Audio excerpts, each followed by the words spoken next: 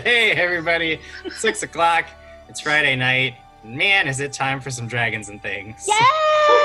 Whoa. Yeah.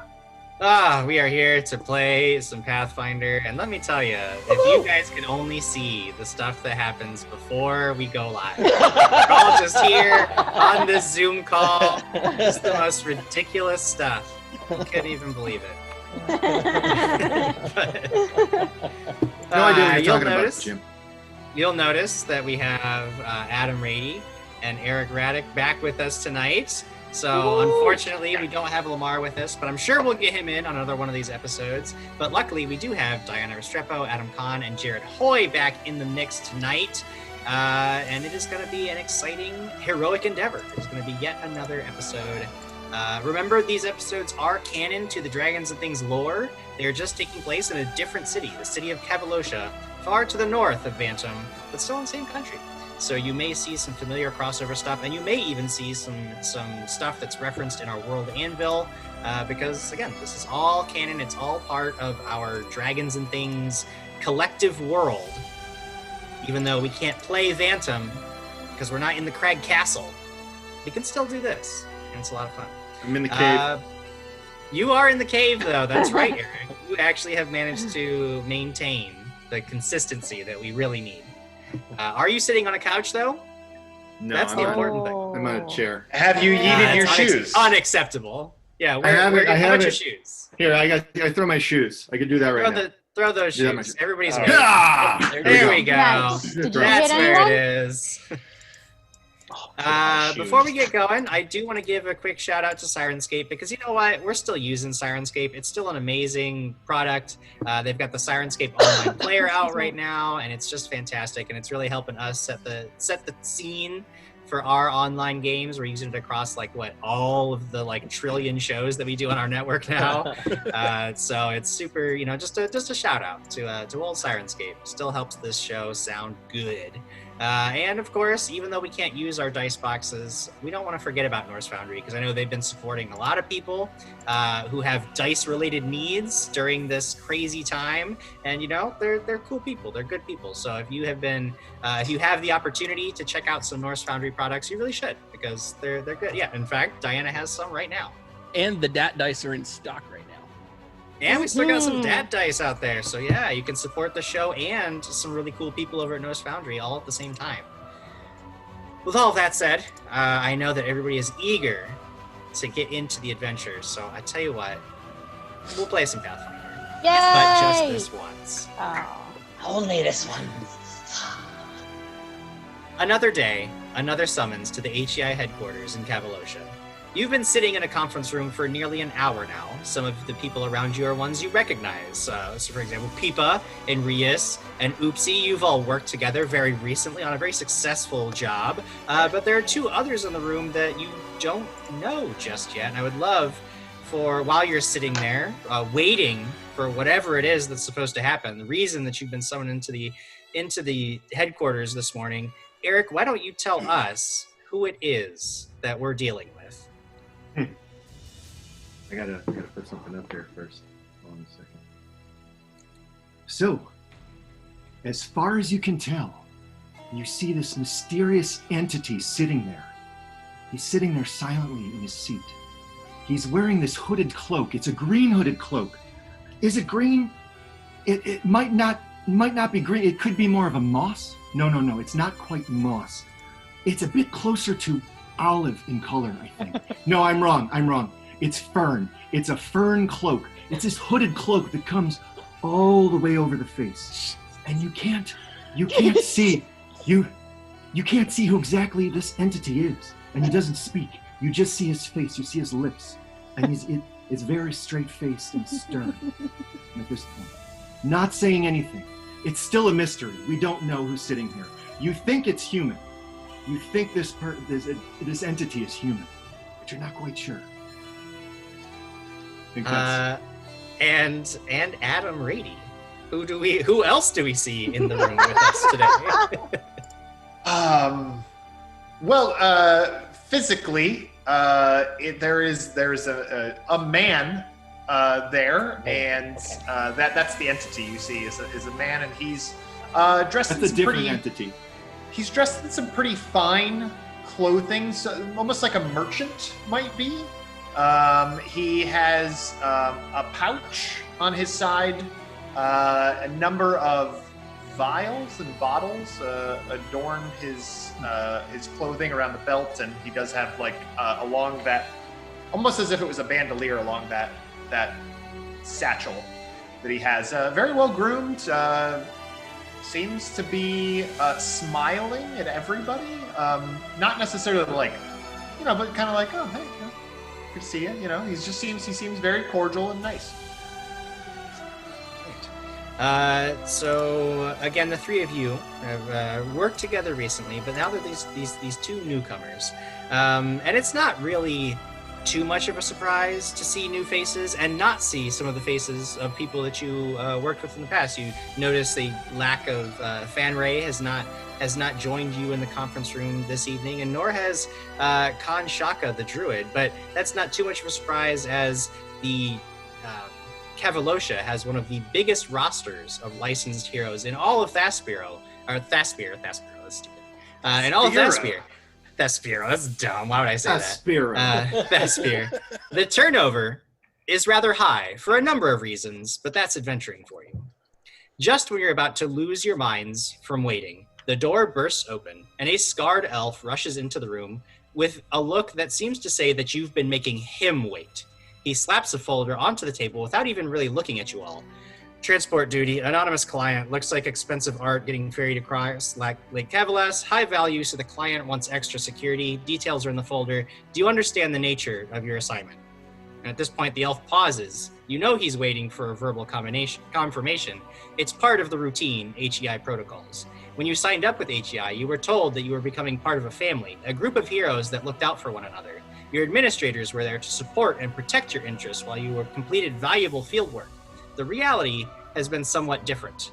You don't even know this junior administrator's name, and he always looks haggard, sleep-deprived, and annoyed.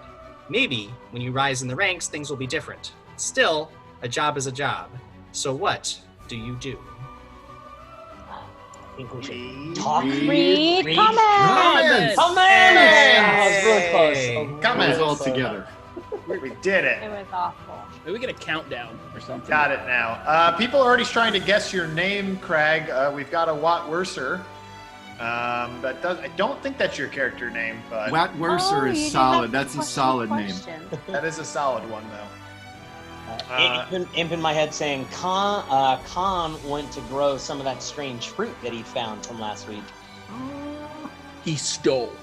Yeah. Also, Jim, how dare you make me go after Eric Raddick and introing and telling? I him did of my not. I was character? not prepared for the epic introduction that we were to receive. I didn't It's understand. not over. It's not over, guys. It's not It's over. not There's over. more. You don't even know We just who this. started. I didn't ingest any of the information that Eric gave. I was fixated on him. I'm not sure that is Eric. I'm not 100% sure that is Huh. Eric. Penguin Witch Doctor notices that Adam and Diana are sitting on a couch. Huh? I'll ask it. There you go. The couch continues. The couch lives. I see some comments. Lucas Martinez says it's a DM screen, or it's a D&D screen. I want someone to guess what this is from. If anyone, then I'll show a little bit more of it. I'll be very interested to see who knows what that is. Done. Voss got it. Done. That's it. That's the end of the contest. Did a good contest run there. Voss is good though, because Voss loves that video. So good on you, Voss. We have Craig, son of Horse. You subscribed today. That's Hey, amazing. thanks. Yay, thanks. Cleric Ito resubbed. Cleric Ito also gifted some subs to Nissa Irith, Dead Aussie Gamer, Zero Tere, Topper Harley 70. Thank you so Yay. much. Thank you. Thank you. Sure. We are well on our way to our 200 sub goal. You guys have seen that ticking on. And yes, we have reset the monthly Yeah. goal to now reflect the May. Awesome. Nice. And we've also got some cheers too, yeah? Luna Steel Song, Scott Denuzo, and some follows from CX Voss and CC Garden Gnome. Nice. Yeah. Thank you, guys. Garden Gnome, yeah, representing from Tuesday. There you go, Eric. And Already Jim. had- oh, Yep, go ahead. Go ahead. we've already had 2 bit bosses in here. Already? Nizareth was our first one, so just tell us in chat who you want to give that hero point to. And then Scott Denuzo was our second one. He wants to give the hero point to Jim. Whoa, A Scott. wise choice, Yeah. Mr. Denuzo. Oh my A god. wise choice. You fool! Goodness. One last comment I wanted to touch on because I found it amusing was that Kevin Alexander said, "Welcome to Ridicule Kroll." That'll be our new show name, Ridicule Kroll, with Wat Werser.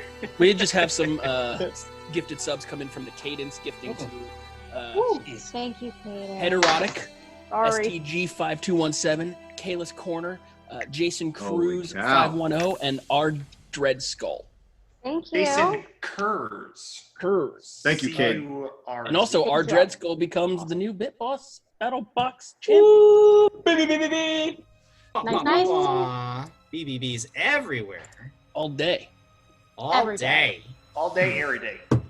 Well, if we're gonna use any of these BBBB bonuses, I Let's need do to it. know what is going on. What are you guys doing? You guys are sitting around. I'll the tell you what's table, going You've on, got a Jim. folder in front of you. Tell me about. I'll tell you what's going on, Jim. So, you watch as a smile washes across the entity's face. Oh my god.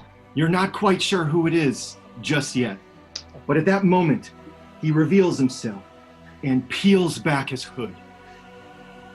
Not a very striking figure. Pretty plain looking, average at best. From what you can tell, probably around 5'9". For those of you who aren't here in the United States, that's 1.8 meters or 175 centimeters in height. You're just judging at this point because you can't really get the full scope of them sitting down. They're sitting down. Actually, you saw them come into the room. You saw them walk into the room. So about 5'9". So at this point, the entity speaks. Hi, everybody. The name's Matt. Matt Mercenary. Mercenary for hire. I'm so happy to be here with you guys. Of course I'm taking this job. It's been my dream ever since I've been a little boy to be a part of heroic endeavors. I was told tales as a boy before I went to sleep by my parents of great barbarians taking on ancient gods and fighting dragons. And it was my dream ever since I was yay big, to be a hero. And now's my chance. Now is my chance. It's now. My time is now to make my mark on the world. So thank you. I'm taking this job happily. The elf standing by the door is just waiting, and then when you finally finish, he goes, Oh, "Okay," and leaves immediately. Just slams the door behind him. You are left in the room alone. Thanks for What do being you do? so kind again. So we're off then. Who are all of you? Oopsie will walk over, pick up the folder, open it, Okay. and look it over. 'Cause, I mean, he Sure, can't yeah. read, so it's clearly he's just. It's just, you can't. So it's just words. Yeah, he's, There's open words. it. Yeah. Hopes you'll be good with this You one. do see. You do see at one point a picture, like a sketch of a warehouse. But that's really the only picture in the entire folder, and it's the only thing that sort of makes any sense to you. Go ahead and make a society check, though. 5 on the die, so modifies out to a 5. Doesn't mean anything to you. Great, pretty picture. Yeah. Free picture. They're just giving them away. So, oopsie, anything of interest that we need to know? You are Pictures? reading the folder, yeah? I Yes. shove the picture of the warehouse at Reese. Ah, yes. The warehouse. Good. Now, where does it say it's at? Oops. There is an address underneath the sketch, so being able to read that, you would actually be able to locate the warehouse fairly easily. I want you all to know that you're all better actors and on-camera personalities than I am, because I don't know that I'm going to recover it all tonight. We don't know each other, do we? No, you've not. There's 3 of the people in the room. There's a plant girl, a lizard folk, and a goblin that all seem to be very familiar with each other and comfortable with each other. But yeah, you've never worked with any of them before. So again, everybody, my name's Matt. Some people call me Matthew. I'm not sure. You guys can call me Matt. We'll be fast friends. We're all part of heroic endeavors now. So, yeah. So who is everybody here? Who are all of you? Who are all of you? You're a goblin? Yeah, he'll climb up on a table to get closer so he could look him in the eye. Mm-hmm. Shove his hand out. Ah, I'm Oopsie. Oopsie. Nice to meet you, Matt. Matt Mercenary. He'll shake hands, but he does it this way. I remember a distinctly different voice from Oopsie last week. Well, because they paid that voice. That was for 2 weeks. That was for 2 weeks. But I didn't want to do. I wanted to get Oopsie. But I didn't want to. But I didn't want to. I didn't want to do it. This is the best episode we've ever done. Yes. Wow. It is, Jim. Well, Oopsie, it's a pleasure to meet you. I'm very excited to get going on this trip. And to make a little bit of gold, if you know what I mean. Yes, I can tell you're quite excited to get out there for adventure, aren't you, Matthew? Yeah. Who are you? Oh, my name is Reyes. Very nice to meet you. Pleasure. Yes, pleasure is all mine. And this tiny little one, I must warn you, don't get too close. Cute and adorable, but very ferocious. Hi, I'm Peepa. It's nice to meet you. Wow. You look like part of the forest. I know. Thanks. Would you like to smell my flower? Sure. I'm trying here. So, guys, I'm ready. I'm ready to go. What are we doing? That guy was very rude to us. Oh, yes. He tends to be very rude. I don't know if he's having home problems or what. Well, ladies and gentlemen, boys and girls, plant monsters, lizard folk, and goblins, it is so nice to make your acquaintance. I must say that I am normally the verbose one, but Matthew, you have taken the wind from my sails. It is so nice to meet you all. My name is Bartimus. Potions are my trade. Cures for any ailments that may be ailing you, but not anymore after you've met Bartimus. And I extend my hand to each of them. I'm going to reluctantly take his hand just because of my background in merchants as well, because of who was keeping me prisoner. So I'm kind of like, is this a bad merchant or is this a good merchant? So I'm just a bad merchant? So I'm just going to just look at his hand and just kind of go, mm-hmm. With each person that I shake their hand, so Not mine. I'll start with I have a claw. I'll start with Peepa, and I'll kind of like look her just right in the eyes, and I'll say, you, my dear, are beautiful, stunning. And then I go shake Matt's hand, and I say, my boy, you have a gift. You have the gift of gab, and I do like this. And then I shake Reese's peanut butter cup. What is it? Reyes. I say, Reyes, you, my boy, you are fascinated. Do you mind perhaps one day if we pursue being friends? Perhaps just a sample of your brain tissue might be something I could get from you. Just one day. Just think it over. Tissue? How do you expect to get that out of my cranium? Oh, just think it over. There are many ways. Just consider it, my boy. Just consider it. And I'm sorry, your name was Oopsie? Oopsie. Yeah, and he'll power handshake sideways. Oh my! Fascinating. Such strength from such a little creature. You are fantastic. I must have you in one of my many presentations that I give of my products. You must be part of it. I'm really glad you're here because potions are an important part of adventuring. It's an important thing. So you're going to be taking care of us, right? Oh yes, I will take care of you. In fact, are any of you feeling ill right now? I will take care of that right now.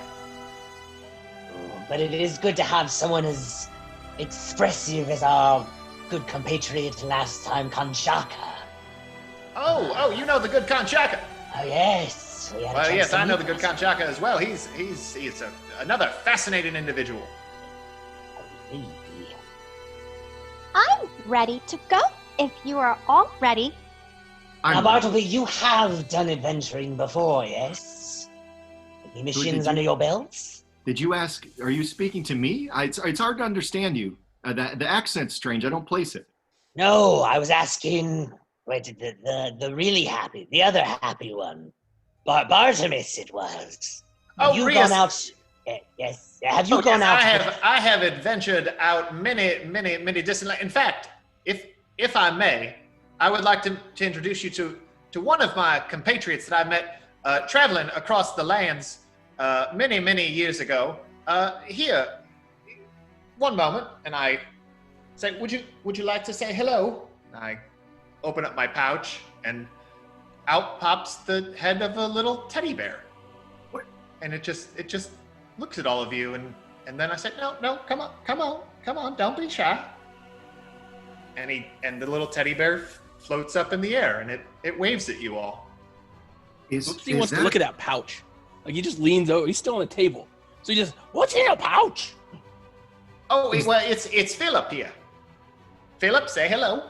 Philip. Is Philip a friend or a prisoner? And she gets all mad.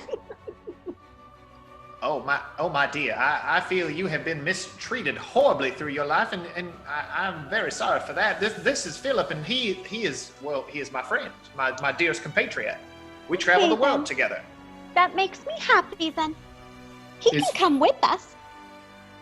Is Philip alive? Well, of course Philip's alive. Philip does a little dancey dance in the air. Kind of like just a little jig, and his little teddy bear legs and arms kind of move back and forth, and he moves around. He mimics it. He tries to make a noise, and he just kind of comes out. I want to read his aura. The teddy bear's aura? Yes, I want to read a floating teddy bear's aura, see if he's magical. I don't believe he is magical. Interesting. So no magic behind this, but a floating cuddly bear. And it's not an animal. It's a stuffed animal, correct? Well, it looks like it's just a warm, cuddly bear. Oh, it's a miniature bear. What species of bear is that? Oh, it's Philip. How big is he? He's about yay big. He's tiny. Is he my height? Can I roll a nature check on that animal? I'm very confused. You can. God, wait. The next 20 minutes figuring out what Philip is. You're seeing what I'm doing here. Hold on. Okay. You see, many years ago, I was traveling. 19 on the die. It does not appear to really be a living creature. You're really not certain what is going on here with that.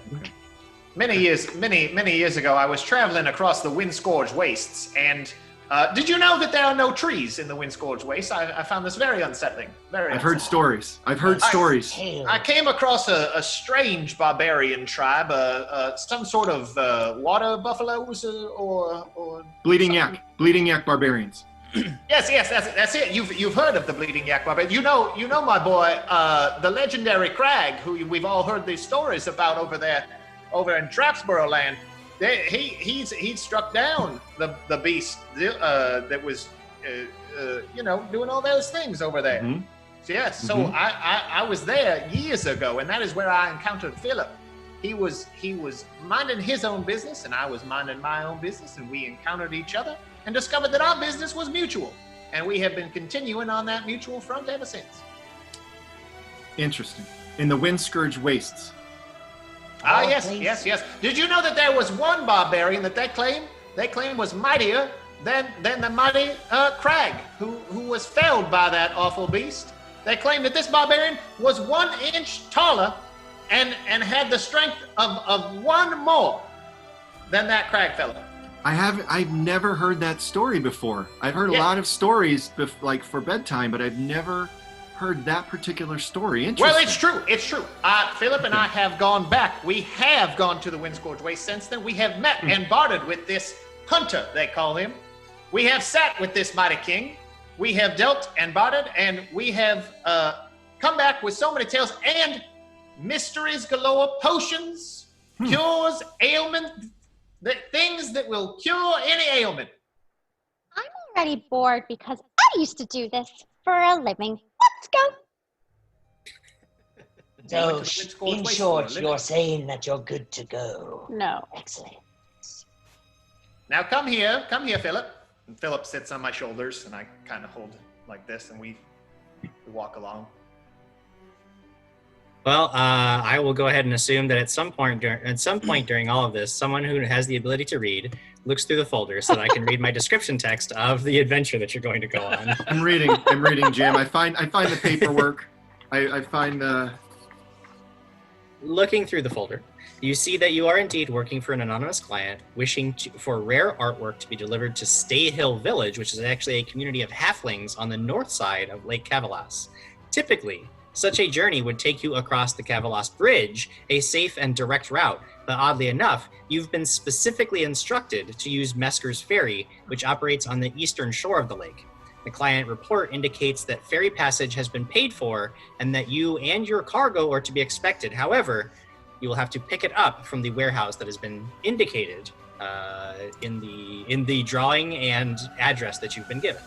So, ready to set out, you begin your journey through the city. It doesn't take you too long at all until you have arrived at the indicated warehouse and find that there are only 2 workers on site, one of whom is a burly dwarf woman with broad shoulders and huge gold stud in the side of her nose. The other is a halfling man wearing a grave expression who is clearly feeling a little jittery. The warehouse is mostly empty, except for some tools and workbenches, as well as a large crane and pulley system, but there is a large wooden crate as well as a wagon. The halfling leads you over to it and pats the crate on the side. He says, well, they got a wagon over there, and you just help me load this up, huh? I'd be happy to. I'd be glad to help you. That's what we're here for. Anybody who wishes can attempt to aid in loading up the crate, and it just requires an athletics check. Whoopsie hell. I have a -1, so I'm going to stay out of this. I'm just Okay. going to stand there. I got a nothing, but I can attempt to.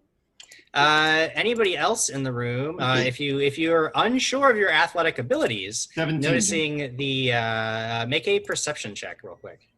All right. I can do that. Perception. 17. 22. 22. Okay. You notice that though you lack the physical strength, you could attempt to operate the crane and pulley system. It would require a little bit of work, but it gives you an alternative if you are not as physically capable. Yes, I can attempt to help in that way. Excellent. That requires a craft check to properly tie up the crate and get it hooked in, and then to operate the crane. So instead of athletics, you'll use craft, and that will give you an even larger bonus if you are successful. Even if I don't have that either? Oh, my boy, I believe I can help you with that, Reyes. Here, let us do this together. Yes, okay. Excellent. All right, so if you're going to attempt to operate the crane, just go ahead and make a craft check. Anybody who is going to try to physically lift the box can make the athletics check, which I believe Matt Mercenary has already done. 21 Yes. to aid on the physical aspect. Okay. 17 to aid. 17 for Matt Mercenary, and then Bartimus, what's that looking like for you? Well, if no one has aided me, then it is a 12. A 12, yeah. You are having a lot of trouble getting the ropes in the proper place to create the sort of net required to hoist the crate, which actually turns out to be incredibly heavy. This is an incredibly heavy crate. However, luckily, your more robust companions are making quite a good showing of it, and between the 2 of them and the dwarf's help, they are able to get the the crate into the wagon without too much trouble. Oh, good show, good show. You see, the last time I operated one of these mechanisms, the wind was not nearly as difficult to navigate right now. I believe that got caught in the fliggermadeer right there and just sort of twisted it around. The flingermadeer. I hate it. Hate it when that happens. Hate it when that happens. Terrible. Absolutely. Oopsie's just under this thing, trying to carry it as best he can to help Matt Mercenary. Every time he looks at this halfling, he tries to like slip his hood back a little bit and show his second hood that's got a little bit of dyed kind of sheep's wool on there, representing some hair, very similar to a halfling's hair. Double hoods. Make a perception check for me, Oopsie.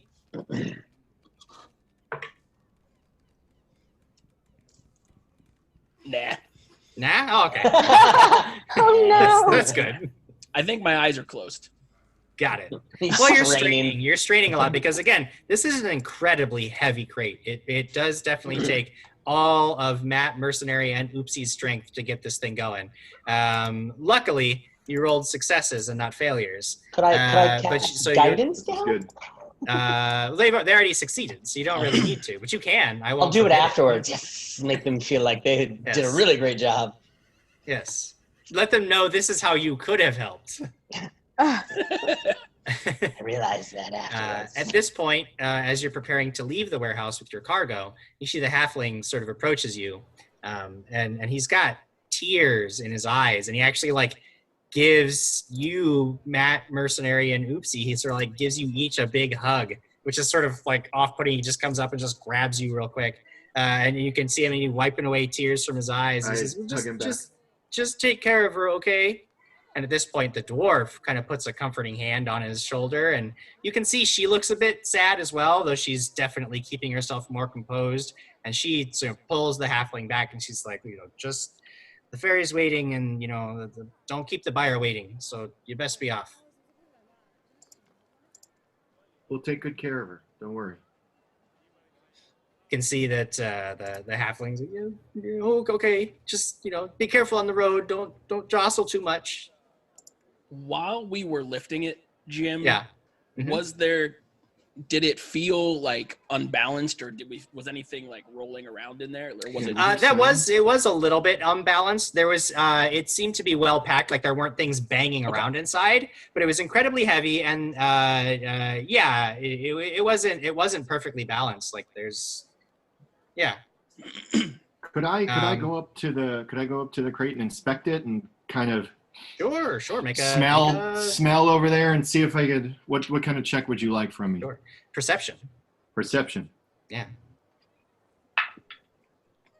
Perception. Where is it here? Yes. I have no idea. I'm a terrible Matt Mercenary. Top right. Eric Radic is failing his perception check to locate his perception bonus. No, I didn't because okay, it's a 21. It's a 21. 21. Okay. 21.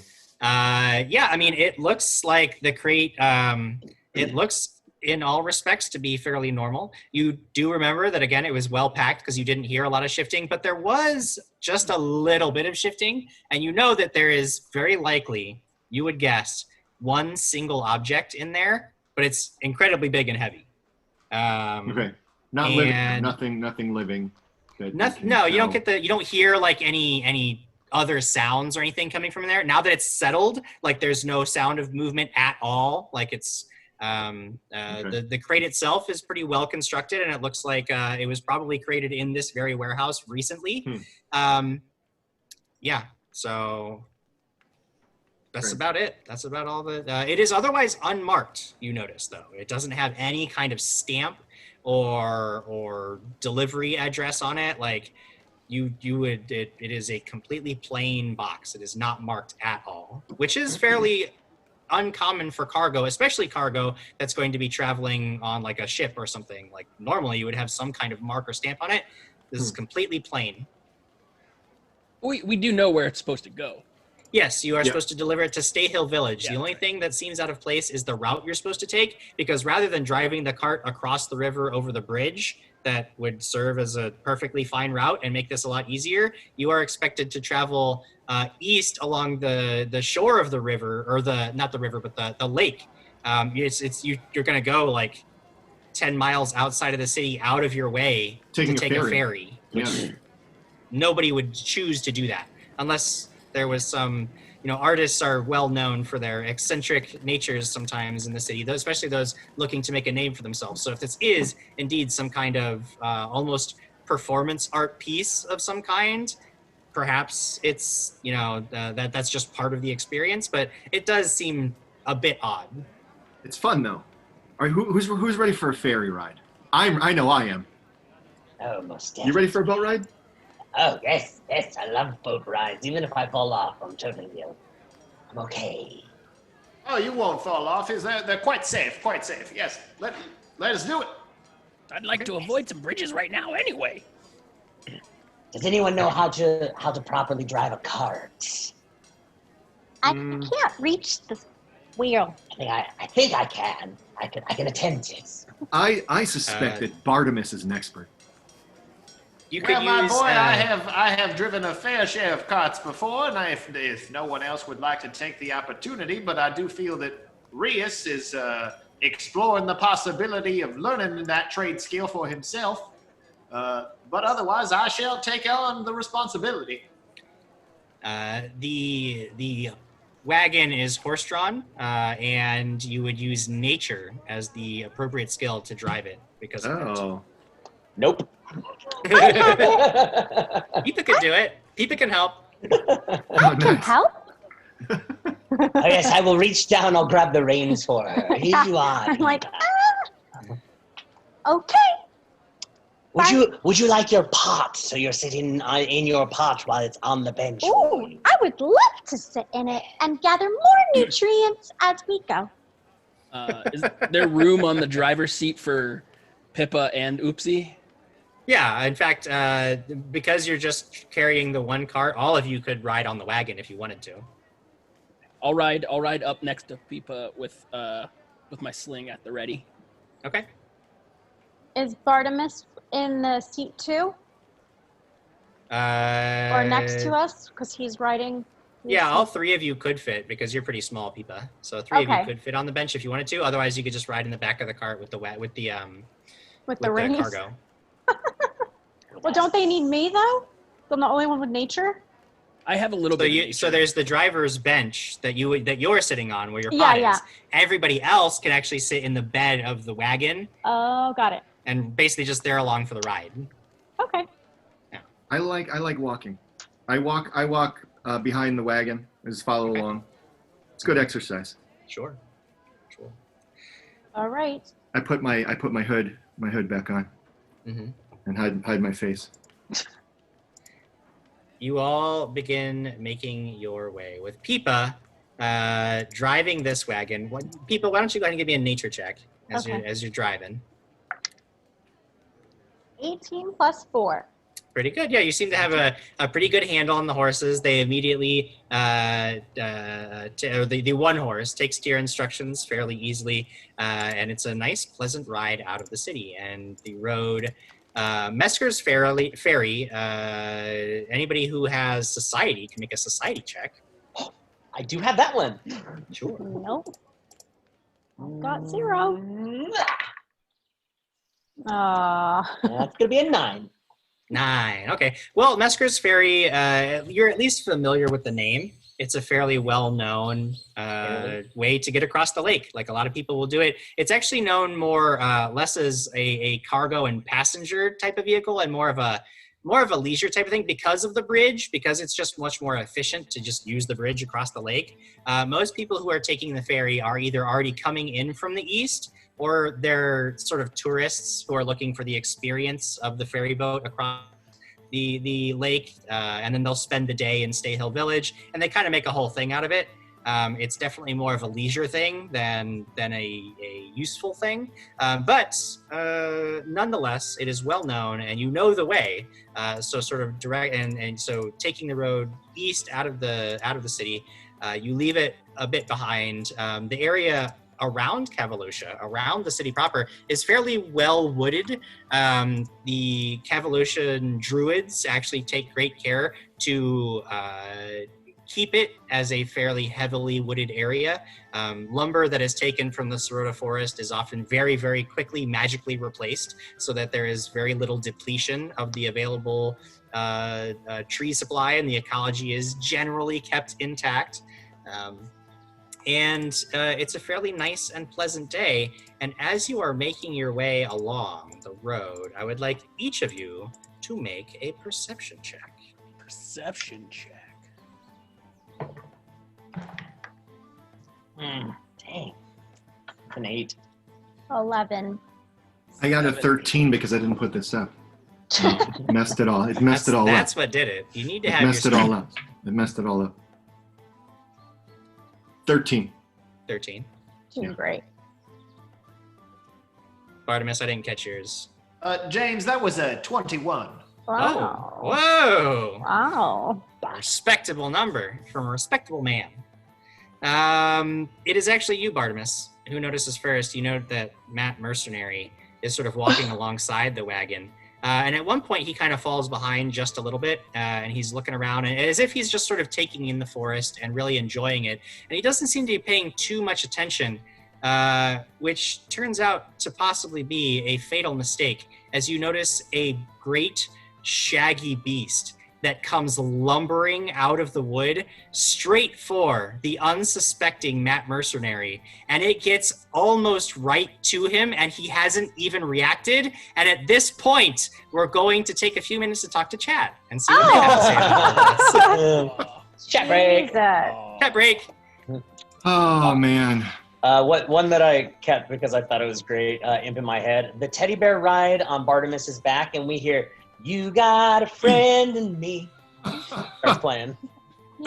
It's Lucas Martinez wants to know, what does the teddy bear see? The teddy bear has a name. It is named Philip.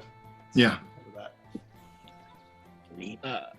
I want to call these out because I feel like it's probably going to be crucial here in the next couple moments. Cadence donated $10 for Mercy for Matt Mercenary. Oh, and Sarah Or like BC Matt won, Mercenary. Matt Mercenary. And Sarah BC1 donated $31 for Edges for Us and a Sink for Jim. Wow. Sink for Jim. Thank you. Wow. Thanks for Jim. Boo for the sink for Jim. Thanks and BBBBBs. Why, Awesome. Crossbones, why would the teddy be named Eddie when it's clearly named Philip? We've already established this. I don't understand what's happening. I think Katie should get to name your bear. Well, it is Philip Katie Wilson. Okay. Yeah. Silent H. Silent H says, "Eric, don't forget you have to stand up when combat starts." I can't stand up. I'll pull everything out of my ear and everything will tip over and I'll ruin the Penguin Witch Doctor, why are you not Team Martimus? And who is Martimus? It's Bartimus. Martimus. I don't know what's happening here in chat. Imp in my head says, the Flugaminator is compromised. All right, shut it all down. This is a major OSHA violation. And Silent H is after me all day today on Twitter and here. He's saying, I suppose if you can't make a potion, you can make a nice, hearty, leshy soup. Oh, no. boy. He has been after me.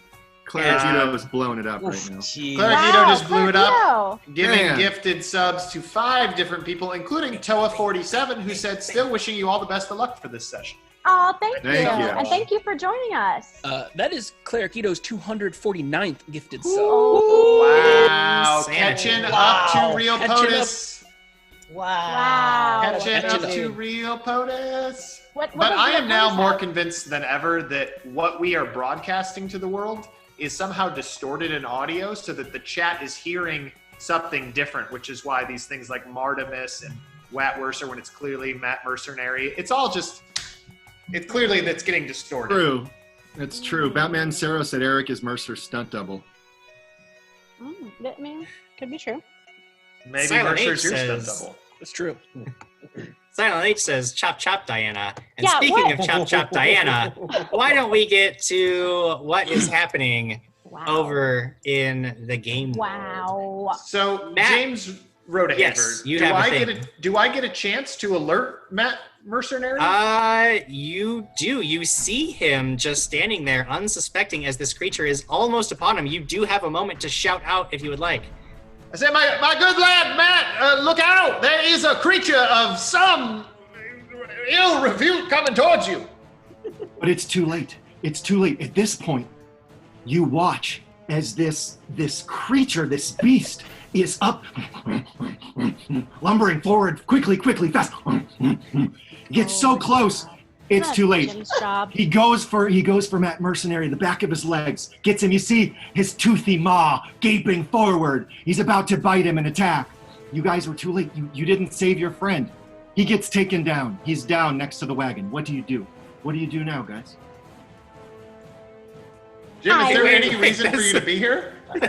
So I guess I'm done. here's what happens. Here's what Reason for you happens. to be here. So, okay. As far as you can tell, Matt Mercenary is being attacked. But seconds go by, and you don't see blood, you don't see biting, and it almost looks playful in a way. It's almost playful, and you see it.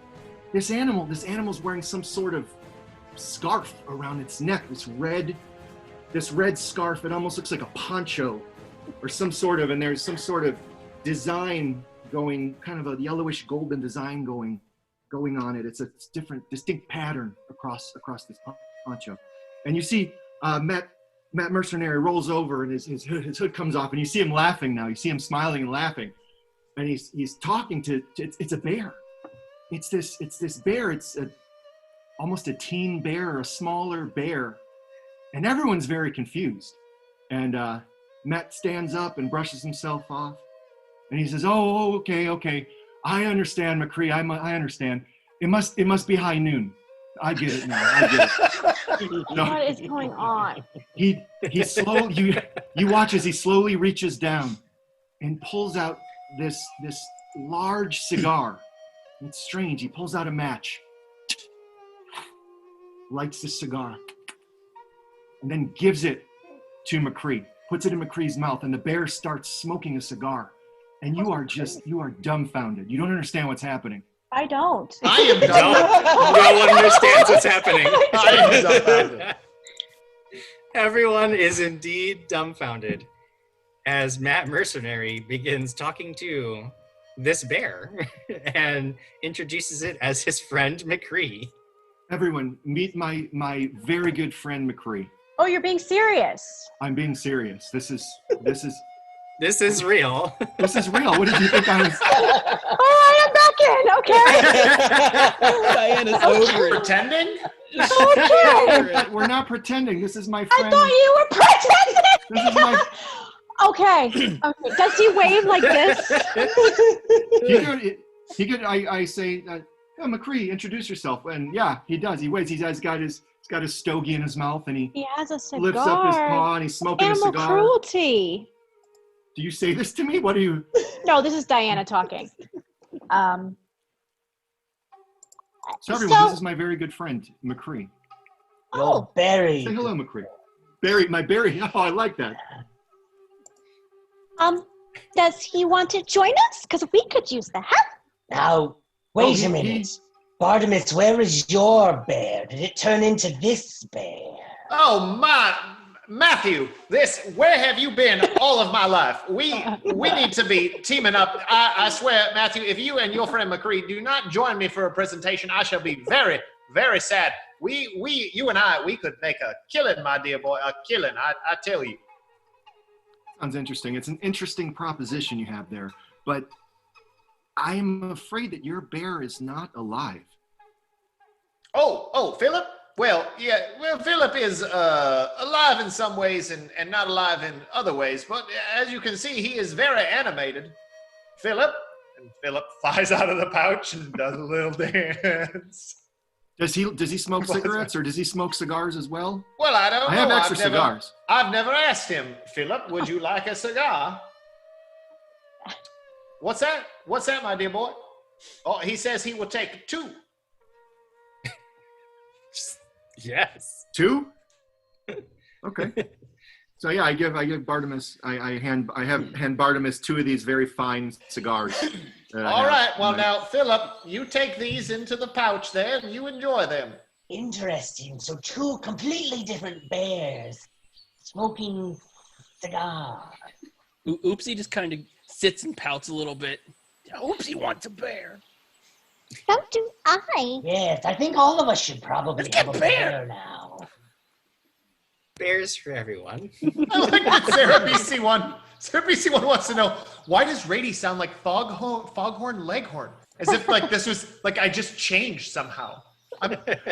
This is a character I'm playing, Sarah. This is a game. This isn't real life. This is real life. Are you This sure? is real life. I think Eric's taking it. This is real Very life. This is real. This is all real. Jim's game. It is about this time that you come within sight of a sturdy cabin built near the shore of Lake Cavalas. There is a short dock and a very large steamboat tied to it. The boat is named the Cloud Skip, and currently you can, even from a distance, you can see the figures of 2 lizard folk clambering about on deck. It looks like they are working, and they are likely the ferry's crew. There's a sign above the door to the cabin that says tickets and check-in. What do you do? Now, who has the envelope? Do we have our tickets in tow? I should have. I get the paperwork out and I start doing the paperwork and I pull out I've got it, right? Yeah, it looks like your passage has already been taken care of, and you just need to find the captain and check in. Everything's paid for. Everything's been handled. Yeah, everything's paid for, Bartimus. We just have to go find the captain and check in. Well, perhaps you and I should take on this responsibility while the other 3 guard the cart. I feel you and I have much to talk about. And McCree follows me around, like kind of like my little puppy dog. He's always there. He doesn't like the city living, and the bear scares people. So Can we're I here, we're- whisper and tug on Matt Mercenary's cloak, and I just go, just make sure that your dog doesn't pee on me and use me as a bush. He's bear. Thank you. And he won't. He's pretty well trained. Great. I'll keep that in mind. Good to know. Good to know. Good to know indeed. Oopsie would like to investigate this crate a little bit. Sure. Now that left alone while the big people are gone, I guess. Okay. Good people. Yep, they're all big. While they go off, he does that. I'll walk over and talk to the Yeah, crew. he wants to climb up on the box, and like he's standing on the box, pulls out a pickle, takes a bite. Yeah. Starts tapping on it with his foot, trying to listen for things. And, like listens back. Sure. It's like, Make a perception check. 17, Jim. 17. You get the sense that the crate is fairly well packed because it doesn't sound very hollow at all. But there's not a whole lot else without any other means of investigating. There's not a whole lot else you can tell. I think he'd just be trying to lay down and look between the slats until the big. Sure, people it's come back. actually one of those crates. It's just like one of those long distance packing crates where everything's the sides of it are actually solid. So you would actually have to pry it open if you wanted to open it. Yeah. I got you. Which you could do. You could always try to pry it open. Nah, not yet. Okay, cool. Well, pickle stomp it first. So I believe that it's just Matt Mercenary and Bartimus going into the cabin itself. Yes. Well, and McCree and Philip, you understand. and McCree and Bears. Philip, right? We never forget about them. Don't forget about the Meat Man BR either, because they have followed. So thank you, the Thank you. Hey, And thanks as for following. well as Yeah. I'm in for life, giving Bartimus a reroll. Ah. Thank you so for much. Bartimus. And Peepa, is there anything in particular you want to be doing, or are you just hanging out and waiting? I'm hanging out. I'm watching towards the front of the cart, making sure no one comes by. Sure. And Rias, is there anything in particular you want to be doing? I was gonna go over and see if I could chat up with the lizard folk that are. that Oh, said okay. look You like want to they're go part of the approach thing. the steamship itself? Okay, cool. Then we will deal with the two people heading into the office itself first. You walk in to the interior of the cabin, and it is very spacious and contains several shelves of tourist knickknacks. Many people travel across Lake Cavalas as a leisure activity since there isn't much commercial need to do so. There is nobody else around except for a human man in a captain's coat and hat standing behind a counter. He sees you when you enter, and he says, "Harvey Mesker, how are you?" I am doing fabulous. Thank you very much. The name's Matt Mercenary. And we're And here. I take it. We're here with Heroic Endeavors. Yes, have- I was we have- just about to ask if that's indeed who you are. You're my only customers for today. Your patron has bought out the whole ship. You'll be the only one sailing on the lake today. So Well, my, how nice, how nice. if you have any questions, I'll be happy to answer them. But otherwise, we can get your cargo loaded up and we can get out onto the waters. It should be a 3-hour journey approximately, and then you'll be safely docked in Stay Hill Village. A 3-hour tour. Now, we do have a couple of bears with us. That wouldn't be a problem, would it? Can't say I've ever had a bear on my ship, but I guess that's gonna be okay. Heroes always asking for weird things, and you always pay a premium for it, so I'm not gonna complain too much. I lean to Bartimus and did you hear that? He called us heroes. He did. Very smart man, very smart. Now, good sir, who was it that you said paid for this passage for us? I can't. I'm afraid that I've been asked to keep that a secret. I can't Well, tell all right. even you. Well, all right, I do understand. That's good. That is smart business right there. You are a good man for keeping that a trade secret. At this point, Rias, you get up to the ship and you can see that it looks like these two lizard folk are working on the deck of the ship, getting it ready for your journey. They notice you when you step up to the ship, and they give you nods, but they're pretty intent on their work, so they don't really stop to engage with you. Though you get the sense that this is just their job, so you don't get the sense that they're being standoffish or anything. So what do you do?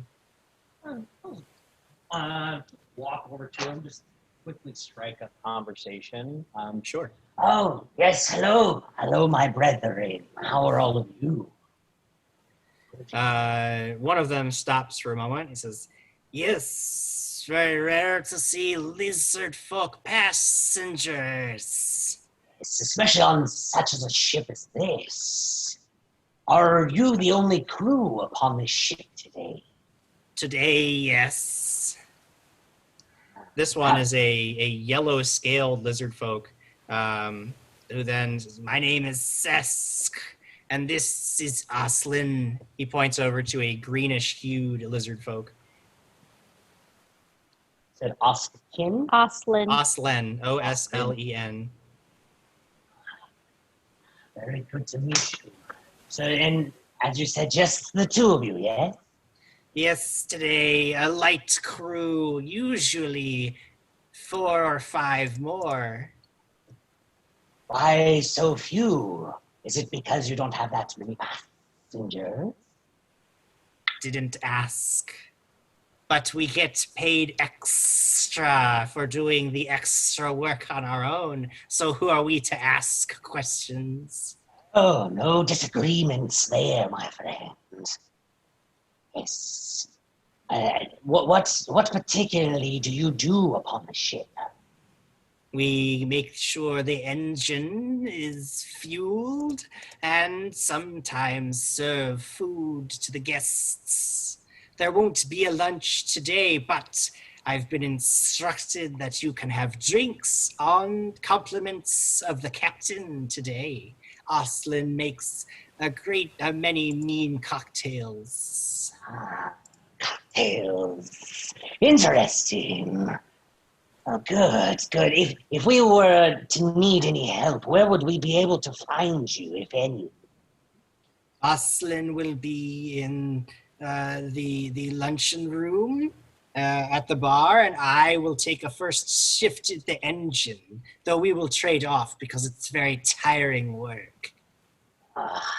Well, I, my fellow brethren, would be more than happy to help if need be. I don't know much about ships. I tend to The like to engine swim is more very if I can. dangerous, and the captain doesn't like passengers in the boiler room.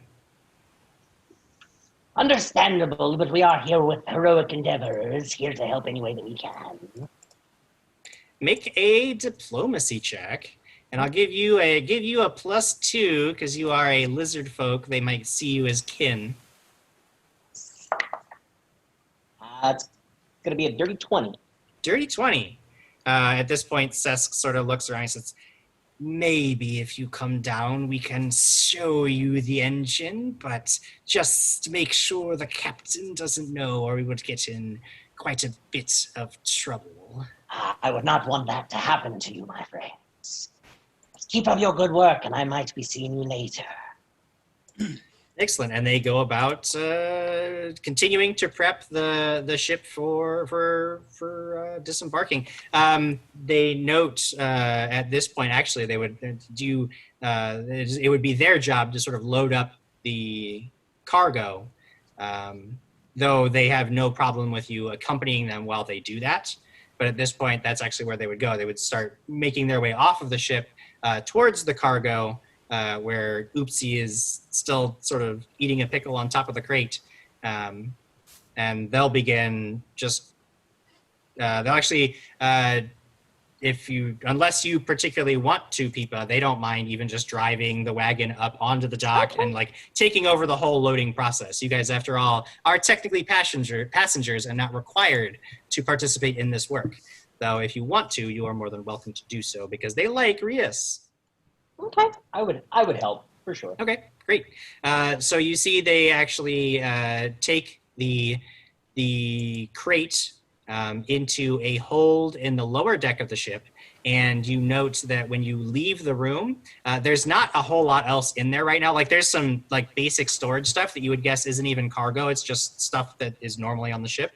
You note that when they leave the cargo room, they lock the door behind them. Sesk has a single ring of keys, and he actually doesn't follow you back up onto the deck or back off of the ship as you guys are getting ready to leave. He actually makes a stop. There is the ship's helm. There's a room where there's the ship's wheel, and you know where the captain will be steering the ship. And he actually takes that ring of keys into that room and hangs it on a hook on the wall before joining the rest of you. At which point you've all reconvened back on the dock, and the captain's like, well, we're ready to get going as soon as you are. Just say the word and we'll be off. Are we all ready? I'm ready. Now we have to say the word exactly. Let's go. The word. The He points word! to Bon Oopsie at that voyage. point and says, he's the one who did it. Let's go. And he loads up onto the ship. Everybody gets onto the ship. And you begin your journey. The trip across Lake Kavalos, as the captain mentioned, typically takes 3 hours. The ship is empty, except for you and the crew, giving you pretty much run of the place. There is the observation deck, where passengers typically hang out and take in the beautiful view of the lake. There is a dining deck, where you can take a meal or have some drinks. There's the hold, which obviously, Rias, you've already seen. And down near the hold is the boiler/engine room, where one of the yellow scaled lizard folk goes immediately to take care of that. You do note that on the door to the engine room is marked for crew only. But other than that, you pretty much have run of the ship. What do you do? How do you pass the time on your journey? Are we all together? You Are can we be or not. It's up to you. Well, Where do you want to go? I wanted to talk to everyone and just put out some feelers with everyone and everybody. This is one of my first paid jobs with Heroic Endeavors. This is the first paying job. It seems pretty easy. Is this work always this easy? Well, We just you get this see- crate from. You see, my boy, Matthew, you're asking the very pointed, smart questions. This is why I pegged you from a smart one to begin with. It is interesting to me, and I look to my compatriots. Do you all find it as interesting as I do that what should be, as Matthew has pointed out, an easy run is taking us very far out from the city on a path unnecessary and completely out of the way?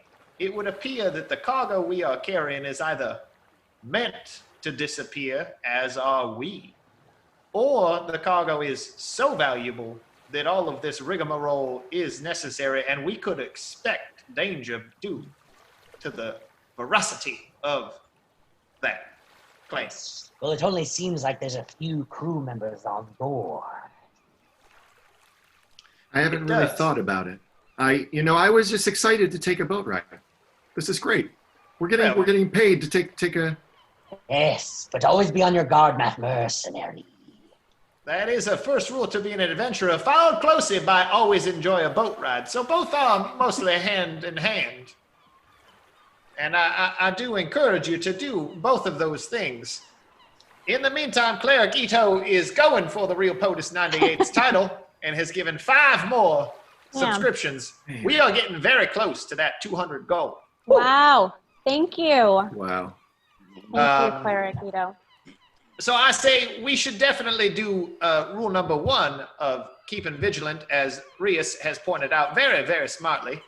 And number 2, we should also enjoy the boat ride, as Matthew has requested. I don't mind taking first watch if need be. Whatever needs to be done. I do think it would be wise. Once again, Matthew, you surprised me with the intelligence here, and I don't think I should be surprised because you have time and time again proven yourself. Perhaps some sort of rotation of a watch, maybe one on one side of the ship, one on the other, and this way we could, spread out our perception, so to speak. I call port side.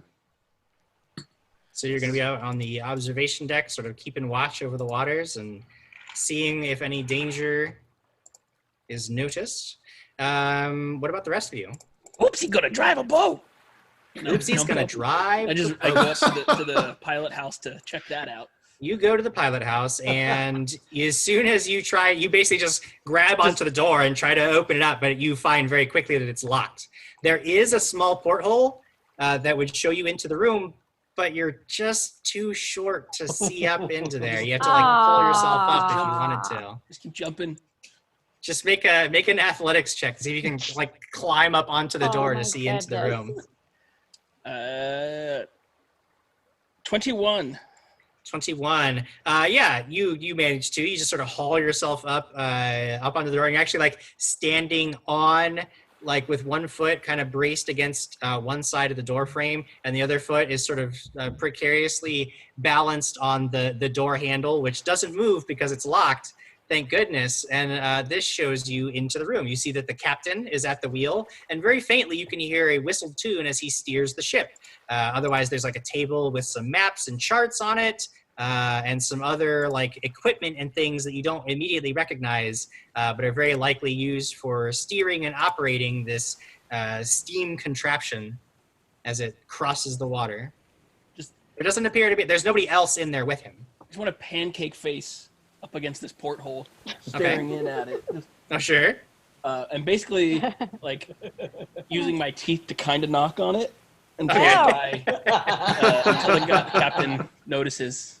He does very quickly, and sort of looks back at you, and seems rather confused. And just for a moment, you see him pull some levers, and then he sort of takes his hands off the wheel for a moment, keeps an eye out, and then very quickly marches over to the door, and it looks like he can actually pull open the porthole. And he does. He says, "I'm sorry, Mr. Goblin, but no passengers in the pilot house. This is for the captain only and crew members only. But why don't you take a gander on over at the luncheon room? We're not serving any food today, but have a drink on the house, on the ship, as it were." Whoopsie, want to drive the boat. Well, I'm afraid that just isn't going to happen. That just cannot happen. How big is the porthole? Your head would not fit through it. Okay. I knew where I was going. Okay.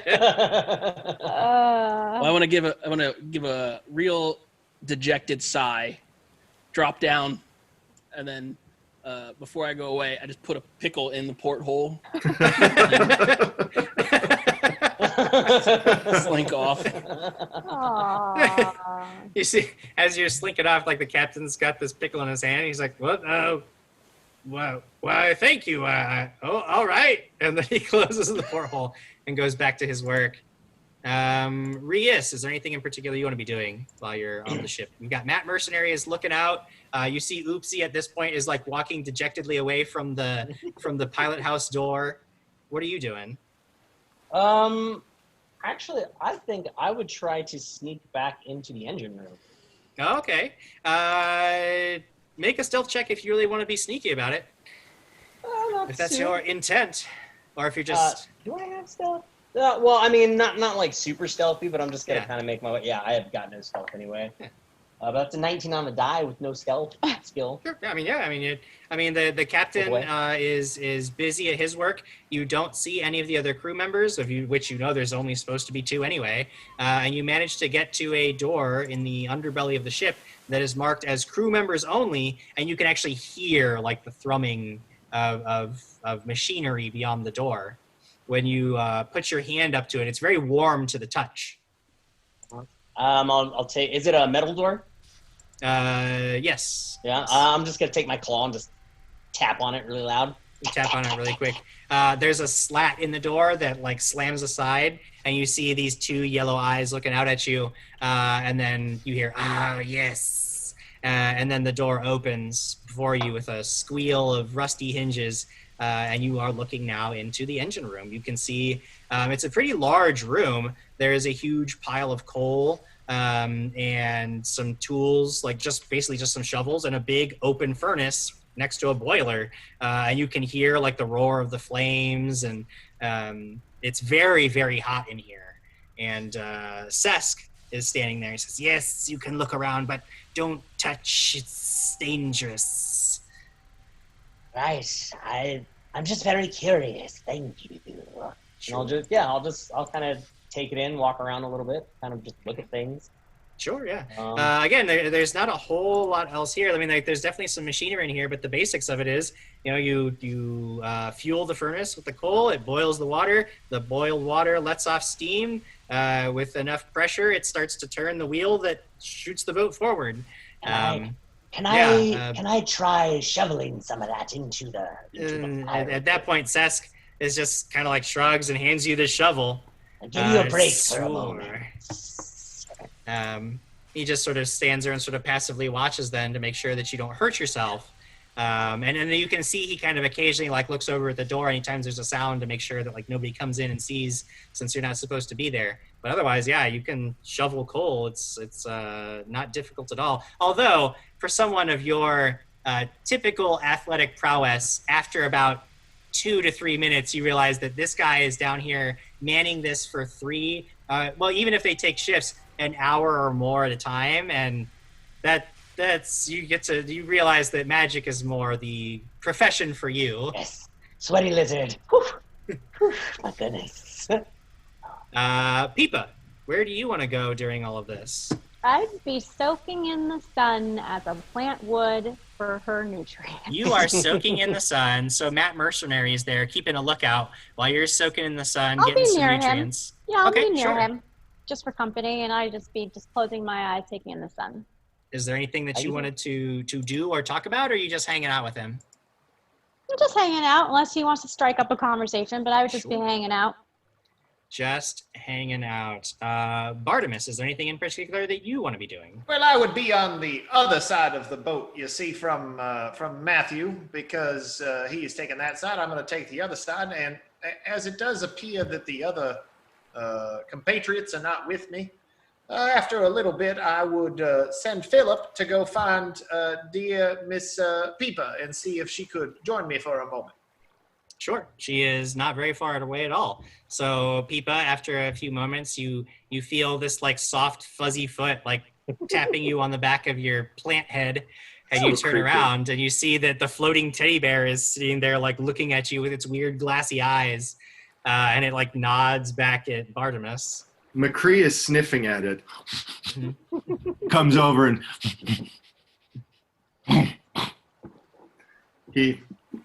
nothing's wrong with it. Perfectly normal floating teddy bear. Perfectly normal floating teddy bear. I would follow behind. Sure. You head over to where Bartimus is standing.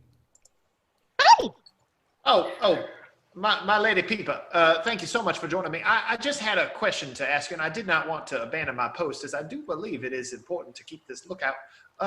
Do you feel that we are heading in the right direction? It does seem that you are one who might have the best bearing of where we are headed, and does this seem as though we are heading in the right direction?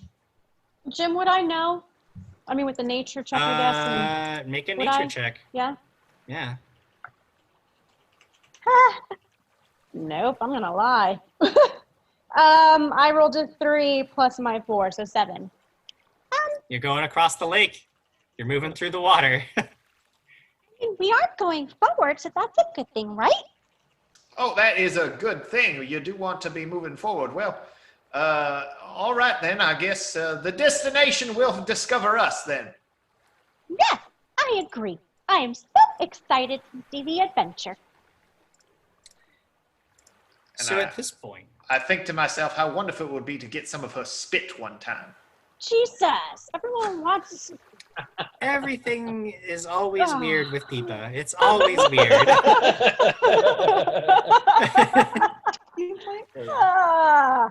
Okay, sorry, go on. So you pass about an hour, about a third of your journey, and everybody who's out on lookout, I would like you to go ahead and make a perception check or survival, if you would like. One do I want? Ugh. Neither is great. So 25, Jim. 25. Whoa. Matt Mercenary sees it all. I'm on it. I'm watching.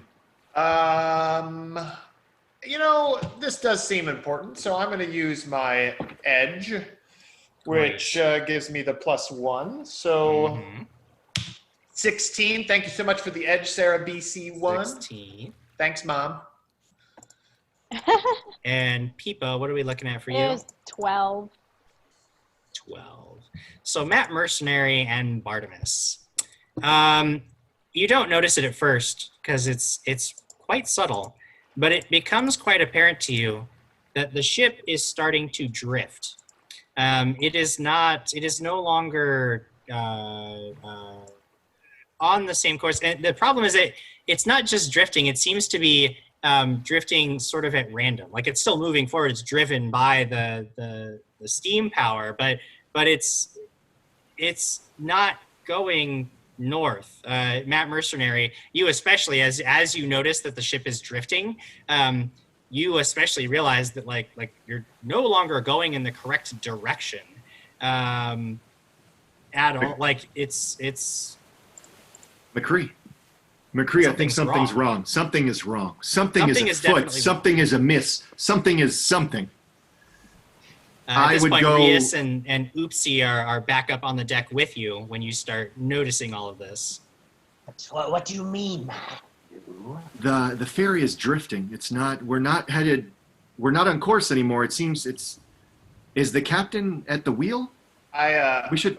I also obviously have noticed and will tell Peepa we should go join Matt and the others because Yes. you said the ship's not too big, so I would guess I could probably see them gathering up over there. So Yeah, I mean, you guys. If I was wrong, I apologize, but I assumed you guys were actually Peepa and Matt Mercenary were all on the deck. You were just on different sides of it, sort of keeping a lookout. That's right. No, that's correct. Yeah, that's correct. Good. Okay. So yeah, you definitely even as he's saying this, you can hear him saying this. Yeah. Yeah. Yes, my dear boy Matt, you are correct. There is something afoot here, so to speak. We should go. I say we go investigate and check on the captain and see what's happening or find the crew. Locked. A mighty wise decision. What's that, Oopsie? It's locked. It's No, locked. no way in. No way. Well, perhaps we'll just have to knock forcefully. Maybe people get in. Yeah, maybe what do you people mean? get in. Hey, it's a if it's- pizza. If it's locked, how am I going to get in? I believe subterfuge is the word we are looking for. Well, I'm sure we. Is there a way to look into the wheelhouse and see if the captain's there? Yeah. I mean, from where you are, you can actually because normally there's a lot of windows in the pilot house. The captain can look out, and you look up, and it does not look like there's anybody there. Oh, I beeline. I start going. McCree, and he follows and. Absolutely. Away! You get up to just outside the pilot house, and you can see that the door is actually open just a little bit. What do you do? Where we Looking down at the floor, you see that the door handle is actually lying on the ground. Uh-oh. Oopsie, did you do this? Oopsie. No. So at this point, I want to push in and grab the wheel now. Take the opportunity to drive. Oh, you go straight in? I just push in and grab. Someone's got to drive the boat. He wanted to drive that. Oh yeah. He's going to drive that. He's gonna drive boat.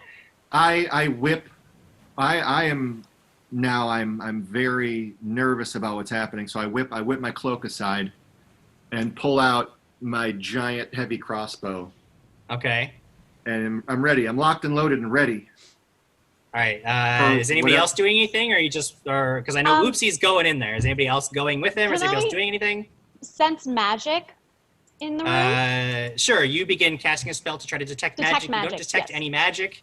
You don't detect any magic, and Oopsie pushes open the door, and as he does, you all notice that there's something that was sort of balanced on the door itself since it was propped open just a little bit. And when he shoves open the door, it falls and crashes to the ground. And a yellowish, sizzling liquid goes splashing everywhere from the shattered jar that has fallen onto the ground. And everybody who's standing there needs to make a reflex save. Isn't that everyone? We're all there. Yeah, that would be all of y'all's. Oops. Reflex save? Yep, reflex save. 19. I didn't think of that. but, Pipa has 19. 19 is a pass, so you're going to take Great. half damage, Pipa.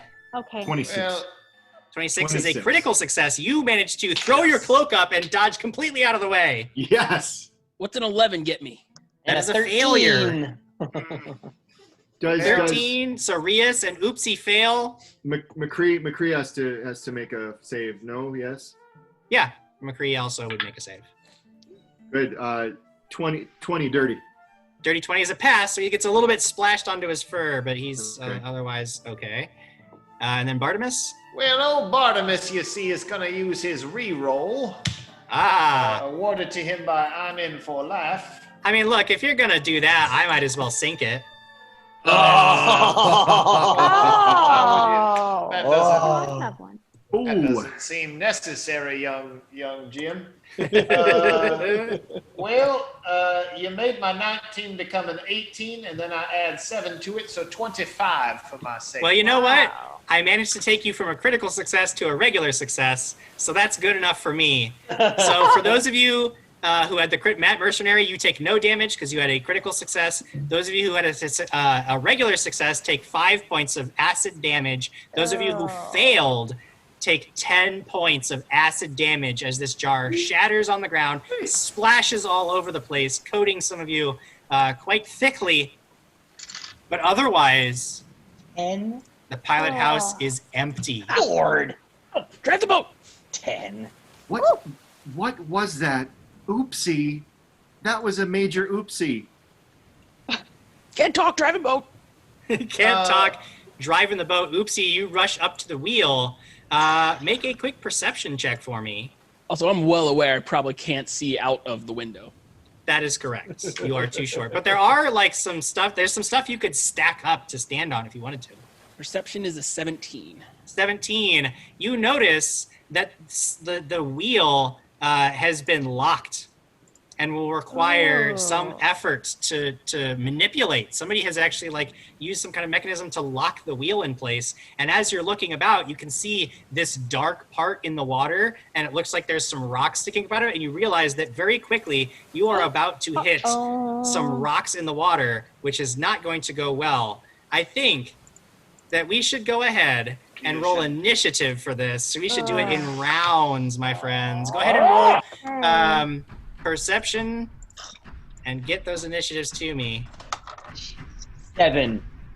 7 for Rias. I'm gonna use That's my not good. edge. 16. I want to use my edge as well, so make it a 17. Thank you, Sarah. 17 for old Matt Mercenary. Ugh. 21 for Peepa. Ipa's on point. I do wish I had another reroll. 18 for Oopsie. 18 for old Oopsie. And I don't know, probably last. Probably last. Where is this initiative here? Oh, what am I supposed to be using for initiative? Your perception. Oh yeah, no, it's a turd salad then. That's a 5. A 5. Yep, you are indeed last, Bartimus. Yeah, believe that is a 5. So Oopsie yells out, "We're gonna crash." Peepa, you are first to react. What do Okay. you do? I'm- Stepping into the room, you can see a couple of things have happened.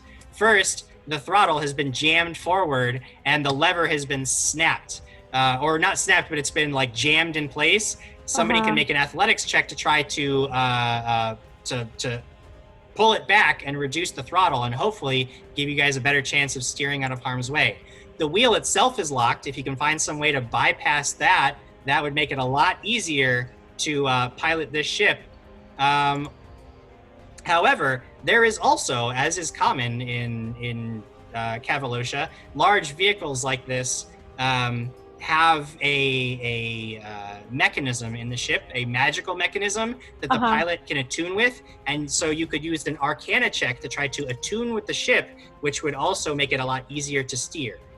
Or you can just make a straight up check to try to steer the ship, but it looks like Oopsie's taken over that. And it will require a dexterity or a sailing lore check to straight up pilot the ship. So you can basically try to make it easier to pilot, or you could try yourself to pilot it.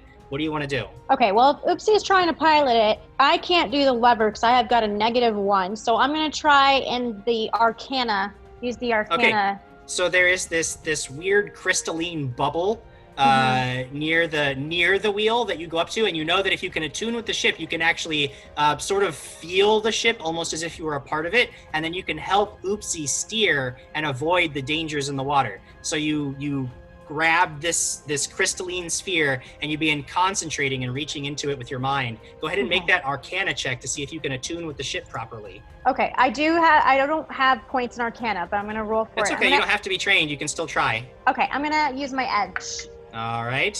Oh, crap. Okay, I rolled a 4 plus a 1 is 5. No. 5 is not, you're trying. You can keep Ooh. you can keep trying in future rounds, but for right now, you're just kind of like sitting there like, ooh, this is pretty, and you can't quite get it to work. Yeah. After Peepa's turn, it is Oopsie's turn. Since you are steering the ship, so basically you can do any of the things that I described for Oopsie. You can just make a straight up check to try to steer the ship, which would be very difficult without first taking care of some of the other problems. So you can try to unlock the wheel. That would be a thievery check to repair it. Or you can try an athletics check to try to just like yank the throttle back where it's been broken. Or you yourself could try to attune with the ship with an Arcana check. What do you want to try?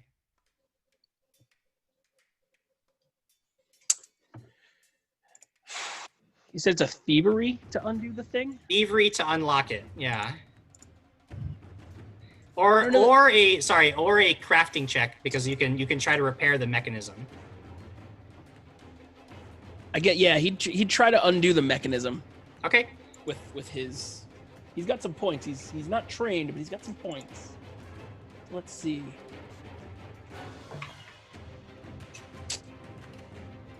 It's only a 10, Jim. Only a 10. Try as you might. This thing seems to be pretty jammed up, and you are unsuccessful. After Oopsie, Matt Mercenary, you can see that Oopsie and Peepa are running around like calling out various problems that are clearly like setting you on a collision course. What do you do?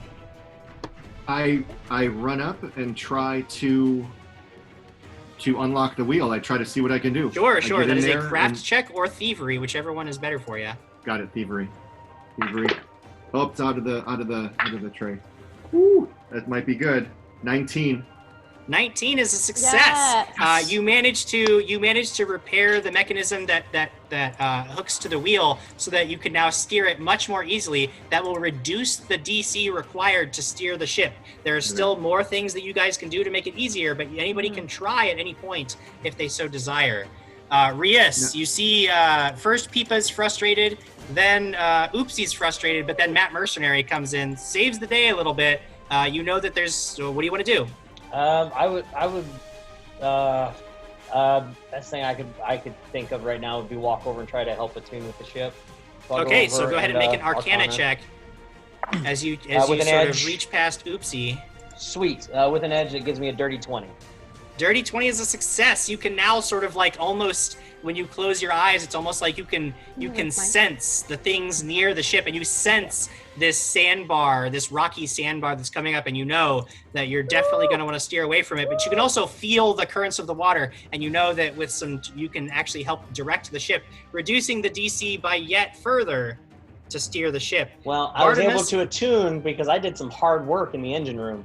That's right. That helped you out. Bartimus, it is up to you now. What do you want to do? Do you want to? There's still the throttle lever, which you could try to pull back on, though you know that would require quite a bit of strength. Or you could just try to steer the ship. It does look like it would be possible with a flat dexterity check or a sailing lore if you happen to have that. Yeah, sure. I will try to help Oopsie steer that ship. Helping Oopsie, so that will be...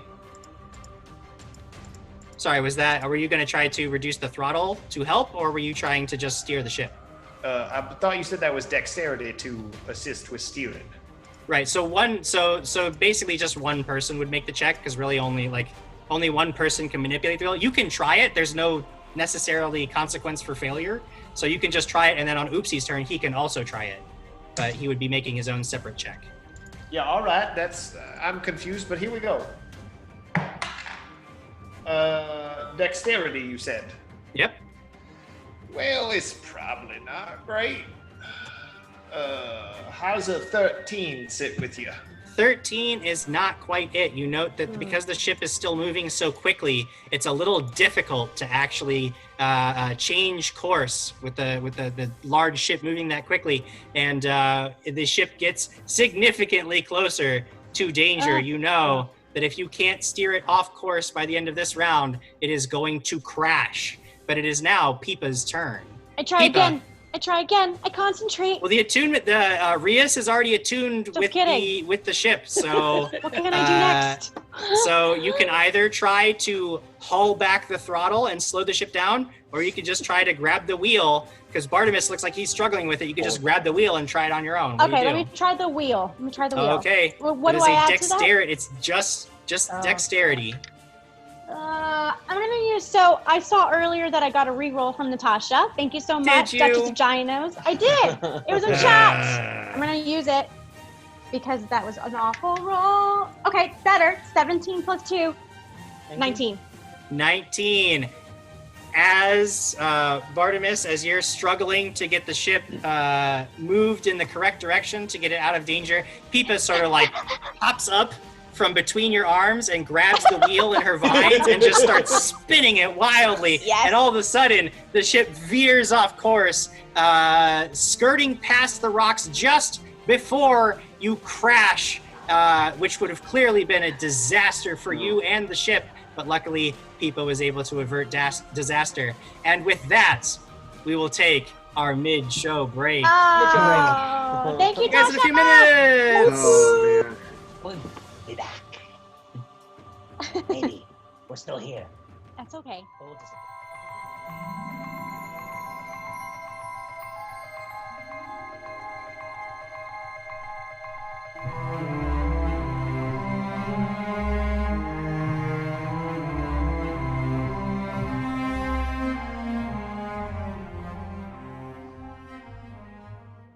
Become inspired by Sirenscape Online Player's massive sound library and weave your tabletop legends by building custom sound sets that bring your immersive world to life. Simply download the app to access the entire Sirenscape archive anytime you need epic sounds. The online player works perfectly alongside any virtual tabletop to bring your players together no matter where they are in the world. Broadcast your custom sound sets in real time with flawless audio quality to give them a game they'll never forget. Get the Sirenscape Online Player today at Sirenscape.com. It seems that they are not familiar with this area and they just didn't want us to hurt their children. And I pick up the pine cone. Oh. They're so cute. What are their names? Well, that one is...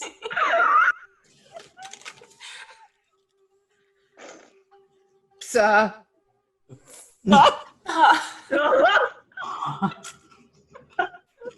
Did I break her? If you want to know where my brain is, that's a Polish word for dog. Saw? Sa. Saw. That's a beautiful name. Sarah BC1 gave $20 to give a lucky to the table. So we all have a lucky. So thank you, Sarah BC1.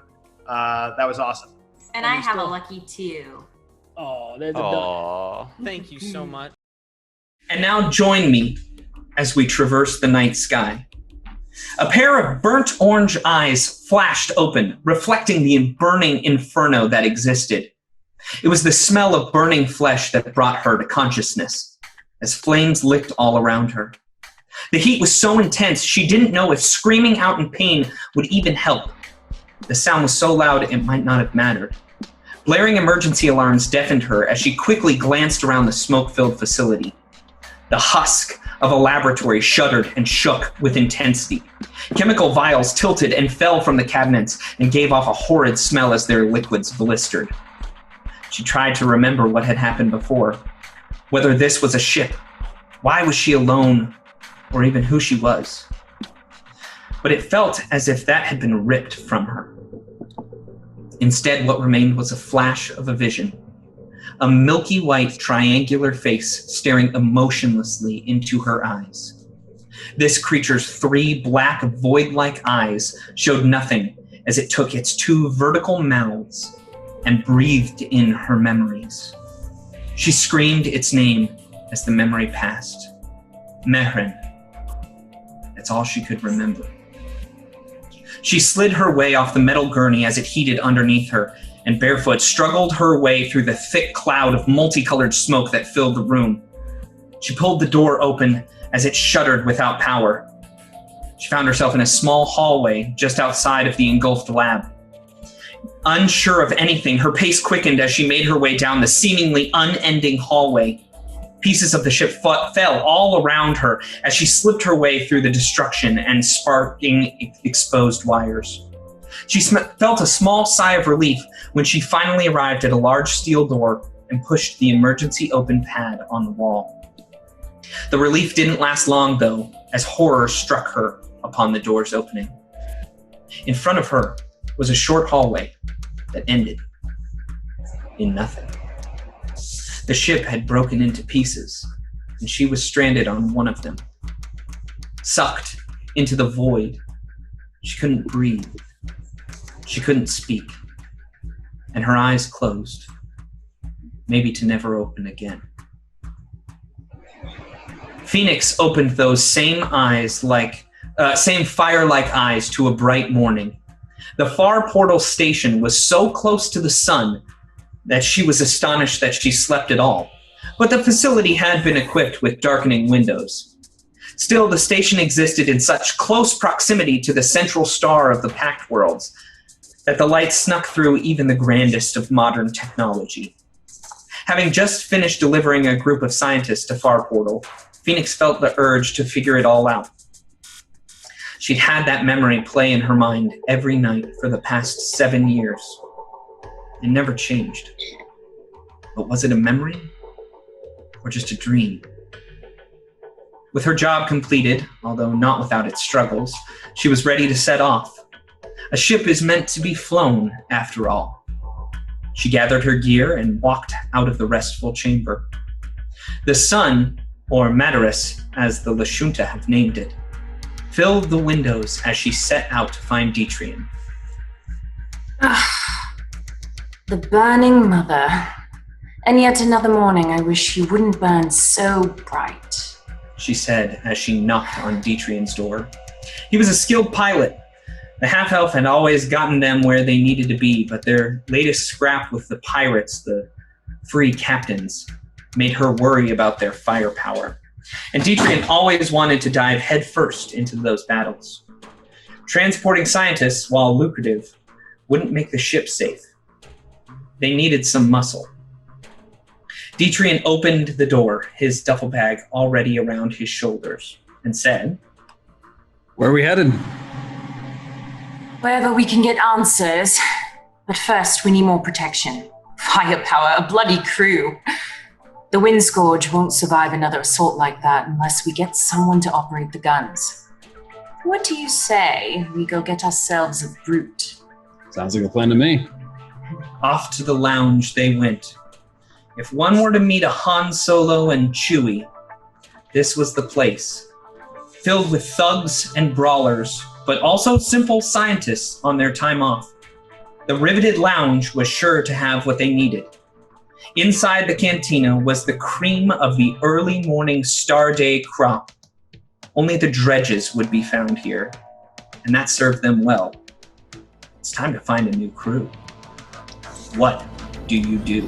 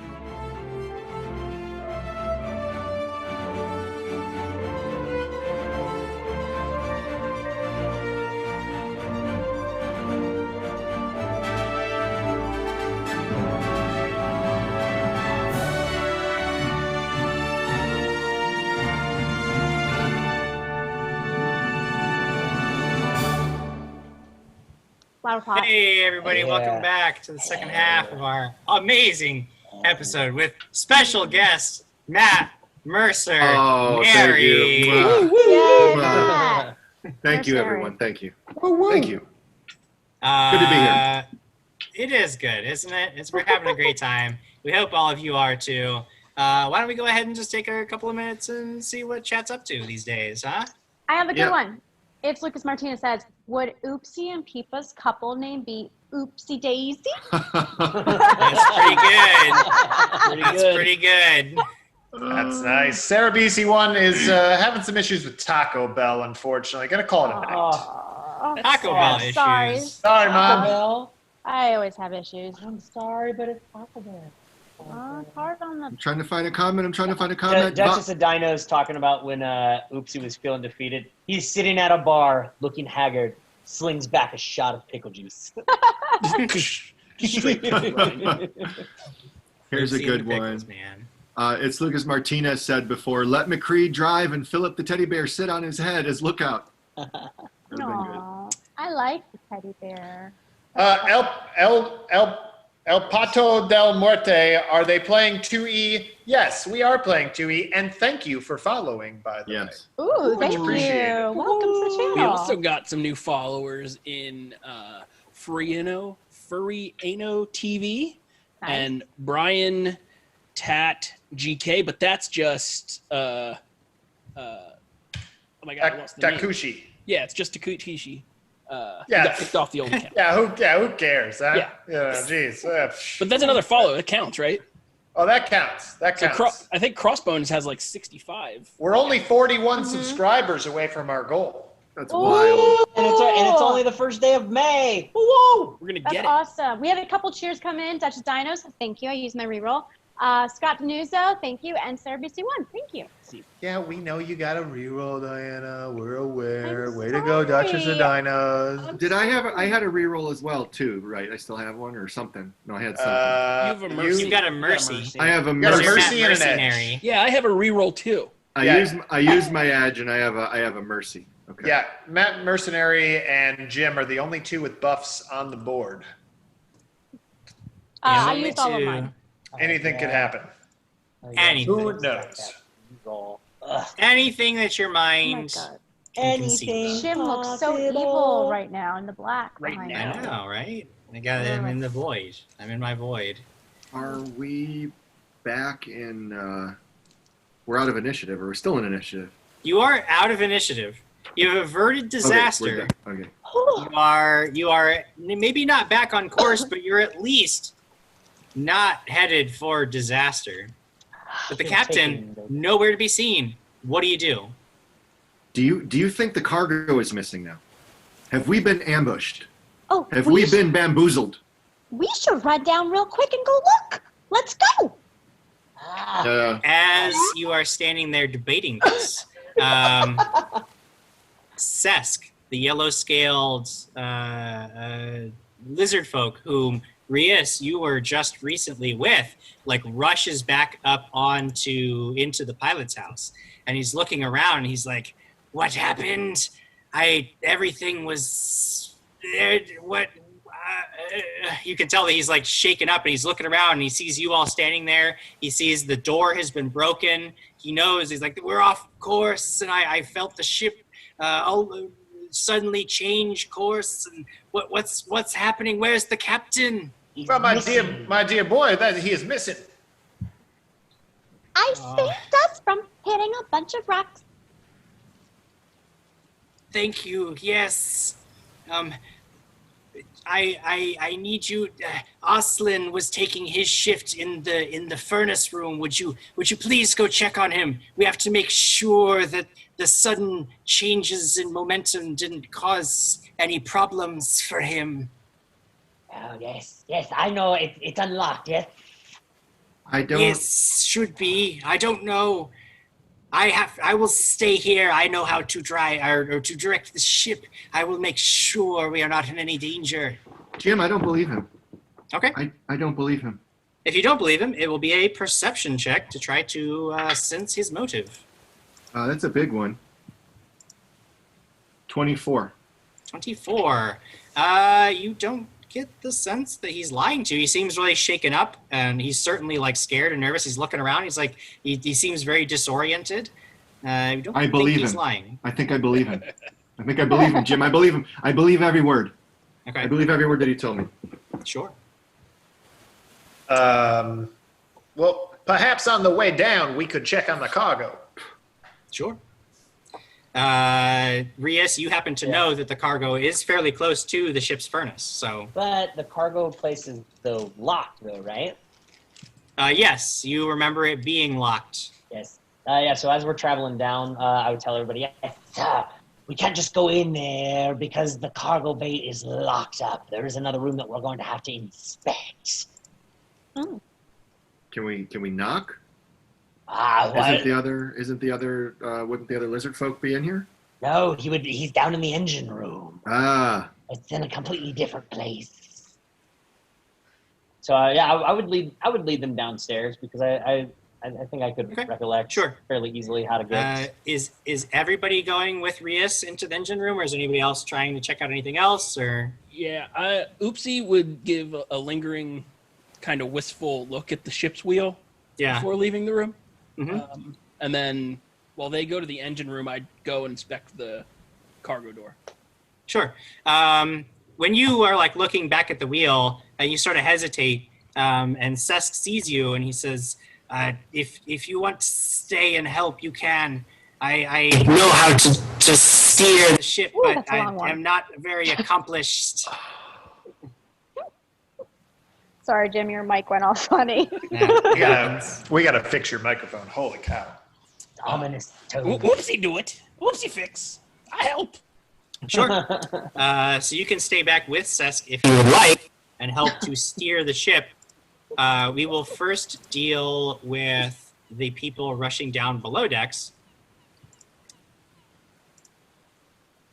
You head down the stairs, and on the way, you would actually have to pass by the cargo door on your way to the engine room. I mean, it looks closed. You guys can stop and inspect it if you want, or you can just charge on ahead. Quick so you inspection. stop it, I mean, trying to open it real quick. It seems locked. You don't get the sense. It seems locked, guys. I rattle the door handle. Rattle it. I would point as we're moving, just be like, oh yes, right across the way to the room where I noticed that he had taken the key. Sure. Yes. Matthew, the keys are actually in there. You see the engine room is ahead. When you, were you going and doing anything else with that? Sorry, I cut out for a second. No, I think I was just pointing out the fact that the keys, if they want to check out the cargo, it's there. But I think Rias would be moving to the engine room. But you remember that Sesk had stopped to put the keys in the pilot house, so the keys should have been up in the pilot house. Oh, they're the pilot house. Oh, I was thinking it was another room that was still downstairs. Okay. Wah, wah. Nope, but that's where they would be. However, charging ahead, you get into the furnace room. It is very stuffy. You can see that everything here has been sort of tossed about because of the when Pipa threw the wheel, everything in here sort of just got suddenly shifted. There's a whole bunch of tools and coal that have been scattered everywhere. But what you see in the orange glow of the furnace, there is a vaguely humanoid shape lying on the floor, and you can't quite make it out, and it's unmoving. What do you do? Rias, even from this distance, you can sort of see like the clawed end of a foot. I see this? Yes. Can I rush forward? Can I rush forward and make a medicine check? I you rush rush forward. up and what do I see? You rush up there. Yep. Yep. I inspect the body, Jim. I look. Sure. I see what is this? A humanoid figure? What is it? What is this entity? This mysterious entity lying on the floor? You get close enough. You can see that it is indeed a mangled corpse. Its scaly head has been twisted at an unnatural angle, but that is really not the worst thing that you notice. The worst thing that you notice is that you just spoke to this lizard folk crew member not 5 minutes ago in the pilot house, because you are looking down at the yellow scaled body of Sesk. As if to punctuate this horrific revelation, there is a terrible clang as the door to the furnace room slams shut, and a gout of flames erupts from the furnace itself, as a bright red creature with an impish face and wings made of flame rushes out to attack. I need everybody Oh my goodness. to roll initiative. Do we have Oopsie? Oopsie, you're not down there with us, are you? No, I'm stuck in the creature. Oopsie, I would like you also to roll initiative. Oh, man. Jim, I would like this creature to speak first because I feel like this is gibbets.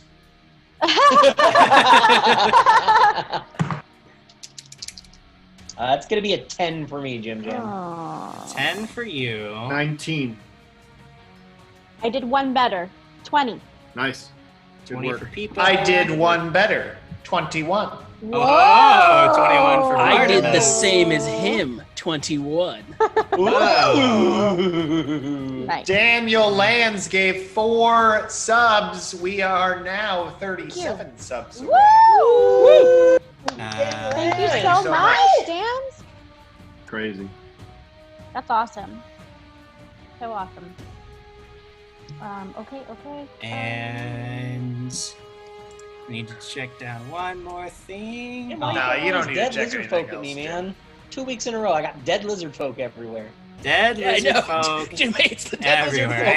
lizard folk. Hey, lizard folk! I have to be careful, definitely. Yeah. You should be anyway, just as a point of order. All right, so we're actually going to start the top of the round. Taking a look over in the pilot house with Oopsie. Oopsie, your friends left, and said, come here, I'll show you how to steer the ship and how to operate this so that you can help me out. And you get up to the wheel, and finally, you're like, he stacks up like a couple of nearby crates so you can look up over the wheel. You're looking out at the water, and finally, you've done it. You are the captain now. Yes.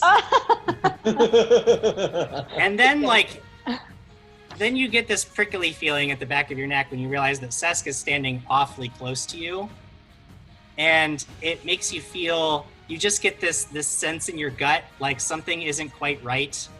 And you look back and you see suddenly as Sesk's entire form just sort of melts away and he snarls, and this weird, almost formless humanoid suddenly comes down at the back of your head with a club-like hand. Ooh. And this is going to be you're flat-footed as this creature suddenly drops its disguise and attacks you.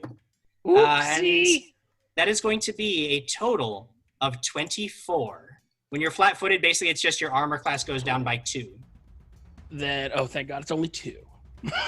That puts me at effective 16, so yes. Effective 16, so a hit, but not a critical hit, as you just get clubbed in the back of the head. You take... Because you looked back just in time, and it's sort of a glancing blow. It still stings and it still hurts, but you take 7 points of damage. And then this creature rears back and tries to attack you again. You are no longer flat-footed because you've seen it. So this is against just your regular old AC as it tries to slash you again. And that is going to be a clear miss. This time you sort of almost like stumble off of the crate that is holding you up. And as this creature lashes out a second time and it just whiffs right over your head, you realize that you are in terrible danger. And now we go to your turn, Oopsie. It is your reaction. What do you do? Well, I also realized that I didn't heal after that failed acid vial attack. Ooh. So I'm gonna as a swift? No. It would just be a single action. Yeah, probably. single action. I'm gonna lay on hands. Okay. Of myself. Sure. Take D6 hit point, or no, it's just straight 6. Yeah, it's just straight up. Yeah. I'm gonna take that back. So you get second clubbed in the back of the action. head, but most of that gets taken away by your own inner healing power. Drawing a shield and a sword, 2 actions or 1? I think typically it would be 2 actions for each item that you draw. You would have to take an action. Okay, well then, forget that noise. 1 action. I'm gonna draw my glaive. Yeah, get the glaive out. And then, 3rd action, gork him with it. Gork him with Gorkin. it. Gork him like you do. I'm gonna use my green goblin die. Gorking with it. All right. Yeah. Probably gonna miss, Jim. Oh. 6 might even be critically missed. No. Yeah, a 6 would be a critical miss. Oh, no! Lucky for you, there's no real additional consequence to that. You're just so thrown off by all of this, so suddenly shocked to see that things have turned so badly against you that you just whiff completely. And that takes us to Bartimus's turn. Bartimus, there's this weird, flappy, fiery little demon thing. What do you do? Oh my! This is more than I have bargained for. I am crippled and frozen in fear, and I simply step back and await something to happen. Okay, so you wait for something else to happen. Pipa, are you going to be that something else that happens? I'm going to oh geez. Okay, I'm just gonna put up my shield. I'm gonna use Cast my shield? spell shield. Yeah. Okay. And just be like ready. Just be like. Okay. So something else happens, but I'm it's not probably that not something something that's going to No. trigger Bartimus into action. Matt Mercenary, trouble has reared its ugly fiery head. What do you do? What is the distance, Jim? I rushed forward. You're closest to it because you're basically like knelt down by this body, which is close to the furnace. So this thing is like basically right up in your face. Got right up in my face. Yeah. 3 actions, correct? Correct. Now, 3 actions. Now with McCree, one of those actions could be to direct him to do something. Yeah, so you can take one command action. And when you take a command action, McCree gets 2 actions. So you watch as Matt Mercenary reaches down and grabs this signal whistle from around his neck, and he blows it a little bit. It sounds like this. It makes that sound, and McCree knows that this means to rush into battle and get into position and be ready. And McCree's going to get ready to work together. He's going to work together with Matt Mercenary. And so they're setting a thing up. So that's my action to give him 2 actions. Yep. Then after that, again, I whip open. Or did I have my? I can't remember now. You said earlier that you had your you got the crossbow. I had the crossbow ready, so I already have it ready. Oh, great! I fire. I take aim. I'm looking closely at this creature. Yeah. I take aim. And I'm firing a shot. Firing a shot. Big old shot on this fiery little demon creature. Yo, what is it? I can't see. Okay, I think that's a good number. 14 on the die plus 7. Oh yeah. Yes. Yeah. That'll do it. That is a hit. Now on my first attack, I have precision damage. Okay. On the crossbow. So that gives me an extra D8. I find a weak point on it. I'm aiming for the heart on this thing. Okay.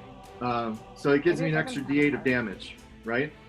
Extra D8 of... One thing that I forgot. Sorry, this room is incredibly smoky. You do need to make a DC 5 flat check because of the smoke in the room to hit it. So we'll keep your attack roll. Just roll a die, and 5 or higher on the die... 7. Or 6 or higher on the die is a success. 7? 7. 7. Well, barely, but you managed to do it. Barely. Whew. That is a success. I get the shot fired off. So now with the whole the crossbow is fired. I'm aiming for a vital organ. Okay. So I get my D10 plus my D8, and now with my working together with McCree, when I create an opening, he slashes at this thing for another D8 of damage. Just out of curiosity, because I know a lot of things do require it with the Rangers. Do any of those things require you to have the Hunt Prey active yet? Oh, I have. Samira has that. Because Hunt Prey is tied to a lot of Ranger feats and abilities. I don't think the work together is for Hunt Prey. The work together wouldn't, but I'm talking about that precision thing. I don't know what it is that you did, so. So it's the Hunter's Edge. It's precision. You have trained to aim for your prey's weak points. The first time you hit a hunted, no, you have to use the Hunt Prey action, so that won't work on this one. So but it is a hit still. I messed up and I should have hunted prey. It's and okay. Then Done it. it's a reference. Diana knows that feeling. Noted. Yeah, Duly I've noted. done it. It's okay. But I still get an extra D8 for the bear. Yes. Yeah. The bear can still attack. Yeah. Okay. So 12 points of damage. Okay. Whoa. Wow. That's a significant amount of damage. This thing is just like you see weird little fiery drips of ooze coming out of it, sizzling against the floor. And after your turn, it gets to go, and it is it's just freaking out now. But I still have one more action. Can I start because I messed up and didn't do my thing right? Oh yeah. I guess you would still have the third action still. So I reach down and pull out a bolt. Can I start reloading? How many actions? Reload is. It should tell you on there. It'll say reload and then a number after it. So many sheets of paper. Or loading plus a number. Well, I'll look it up. I'll look it up in the book. I'm just reloading. I'm going to attempt to start reloading. Okay. It's a reload 2. Okay, so Reload you have to have 2, two actions to do it. I don't think you can split up actions between turns. So I don't think you can start reloading and then finish reloading next turn. I'm not 100% certain. Okay. You could be able to, but I'm not sure. Let's just say you can. Make sense. I feel like that would make sense. He starts it and then he can finish it at the beginning of next turn. And that would make sense especially for a crossbow. I mean, it's one of those things where raw is probably one way, and again, you might be able to do it. I don't know. I'm gonna be perusing my book here. We'll figure it out. That takes us to this creature's turn, and this creature is just going to breathe a cone of flames onto you. And I need you to make a basic reflex save, my friend. Hey, can I use my counter performance? Because I can do it. I can do it. I don't think so. No. This is a breath weapon. So. Oh, okay. So it's not. That was on good old Matthew, right? Ignore As me. good old Matthew is getting burned. So it's a 19. 19. That is a pass, but you still take half damage. Okay. And that is going to be 3 points of fire damage to you, my friend. Okay. I already did the halving for you. Got it. Thank you.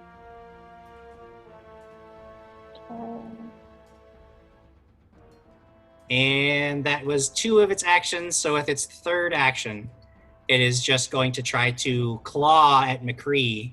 Doesn't like that bear. No! Doesn't like that bear at all. It tries to actually bite McCree, and that is armor. That is going to be against armor class 17. Yeah. So it bites McCree. Why are you rolling multiple dice, Jim? Why are you rolling multiple dice against my bear? It only takes 2 points of damage. Really weak.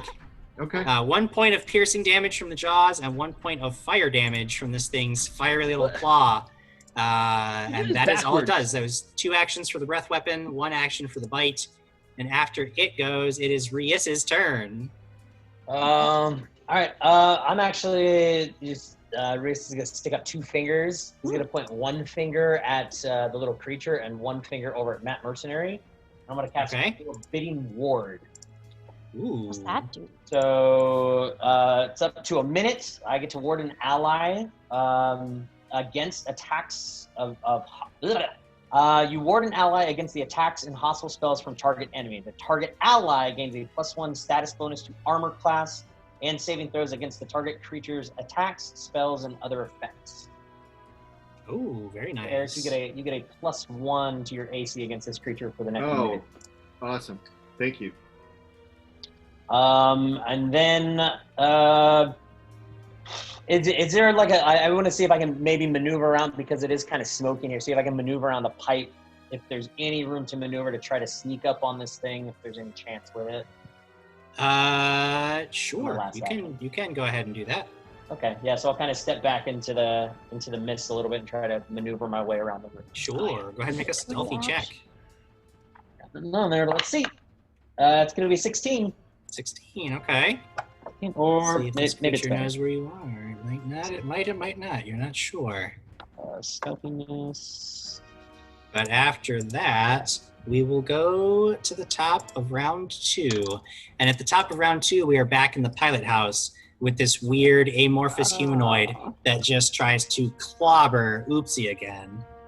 Oopsie, that is going to be the first attack, is only armor class 13. This thing is thrown off balance.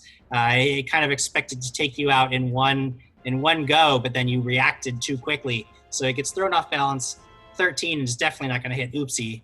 So it comes in for its second attack, and that is going to hit armor class 22. Oh, so that gets you, but it's not a crit. It just comes in, and bludgeoning damage once again. That is 10 points of bludgeoning damage. God!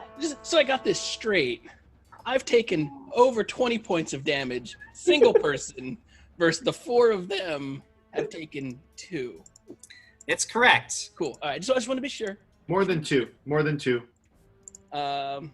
Well, the important question is what I'm at right Oopsie now. still on his feet? Yeah, I got 2. All right. Well, I have a third attack. I'm going to take it. I'm gonna sink it, Jim, with 8 sinks. Sinking? You don't have 8 sinks. Get out of here. I tried. It did. I appreciate it. That is only a 14, so that is not going to do it as it tries to just... it looks like it's just wildly slashing, trying to take you out as quickly as it can, but it misses on 2 of its attacks. that will take us to your turn, Oopsie. Question, is the pilot house door open? Yes, it is currently open. Okay. I would move to it. I would move to be on the outside of it. Utilize for one action. My second action, I would like to utilize the reach, if I still can, to hit. You would have to move outside of the weapon's reach to get outside of the room. Okay. Well, then I will strike first. Okay. That'll do it. Nat 20, Jim. Yes! Oh. Excellent! Oh. Nice work. That's my hero die. You're gonna live there now. So I'm gonna do that, and it's a deadly. So I got to figure out what I'm rolling here. Nice. 2d8 plus 2 plus 1d8. 3d8 plus 2. That is too many dice. Nice. Roll that damage. Pretty solid damage. 20 damage. Nope, 22 damage total. Ooh. Wow. Yikes. Get it. Nice. Then second action, I will move to be outside of the pilot house. Okay. Third action, I'd like to intimidate and glare it. Okay. That is an intimidation check against my will DC. I stare it down. I don't like it. I don't know what it is. I can use demoralize with no penalty when a creature doesn't understand my language. Okay. Hey, that's a 13 on the die, plus my intimidate, right? Yeah.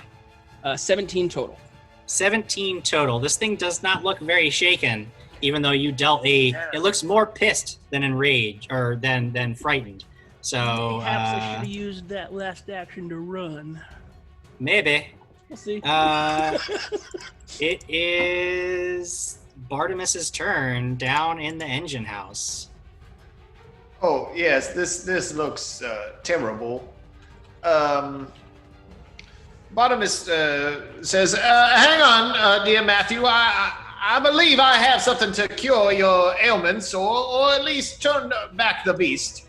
And I pull out a potion bottle and shake it up, and you see kind of like sparks take place in it, and then I throw it at the beast. Make an attack roll. Yeah, I will do this. That is a 23 to hit. Nice. Michael Jordan! That will hit. Michael Jordan, I believe, was the one taking place here. All right, so I don't have any idea what I'm doing, but we all knew that. So let's just double check here. What is this thing that I just threw? There we go. I'm doing 1d6 electricity damage. Ooh. All right.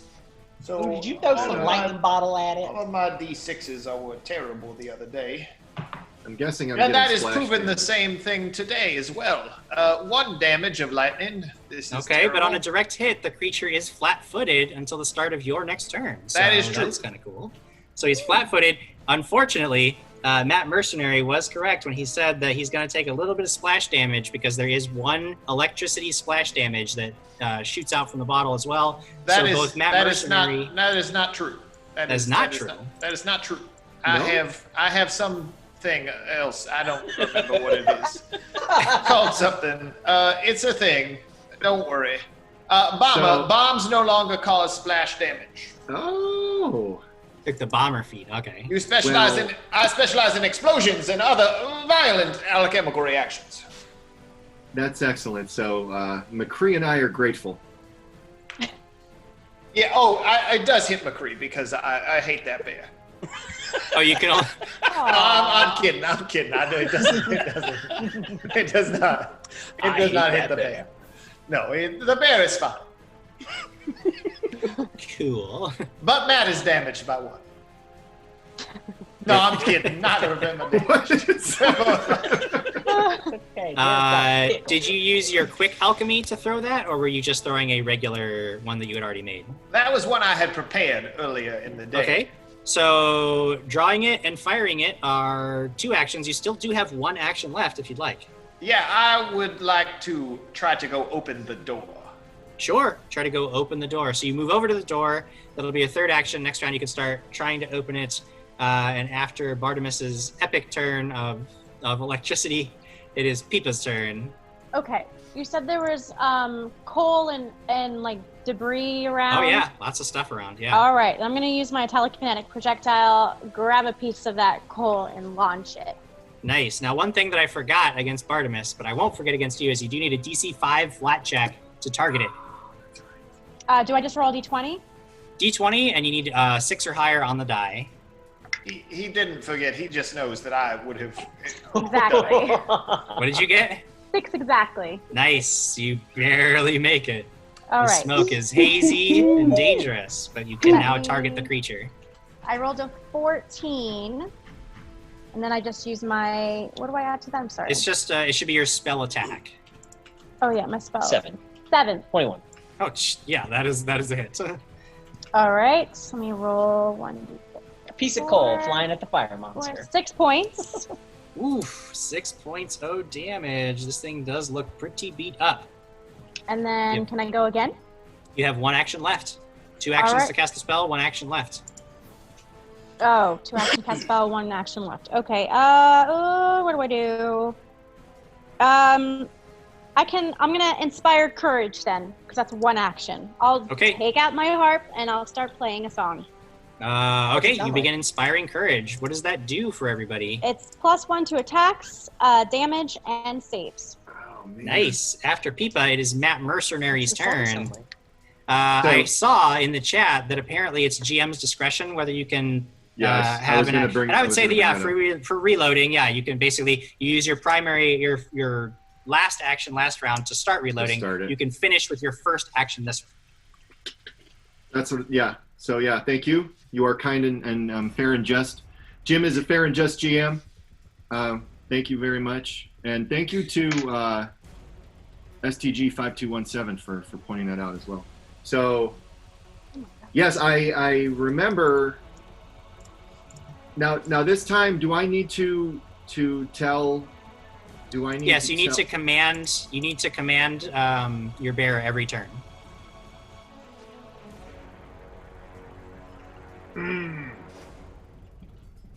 Not gonna do it this time. I'm finishing reloading my crossbow. Crank it up. I glare down this demon. It has become my prey, Jim. Are you hunting it? This is my prey now. I'm hunting it. I'm hunting prey, and I'm firing again. I'm hunting prey, firing at it, and I got to do that 5. Add all your bonuses. Very, very good roll to that. That was a 16 on the die. That's going to be that's an auto hit. 16, 7 plus 1. But I need to do the 5. That's an 8. 8, yeah, you guys are barely passing these Barely checks against past the that. smoke. Oh. So it's a crying shame that McCree is not going to do anything here for me, but it's good. It's still good because I get the precision. No, I don't get the precision damage now, do I? Or do I? No. You have to do hunt, right? Well, if you hunt, it's on the first prey, hit. I think so. Yeah, but it's is it the first hit since you hunted prey? Or the Hunt first hit in prey. a round? Rules. I think hunt prey stays on. You have to do it once and then it just stays on that. I guess the first time you hit your hunted prey in a round. Yeah, so Yeah, First you don't have to continue that would be doing right it. now. Yeah. Okay, so it's a good roll. It's 15 points of damage. And this thing +1. just explodes 16 in a points shower of damage. of sparks. Oh, sparks? Oh yeah, explodes in a Whoa. shower of sparks and smoke Holy cow! and anger. Wow. It is dead. Yes. Woo! Is there a corpse I can go and look at?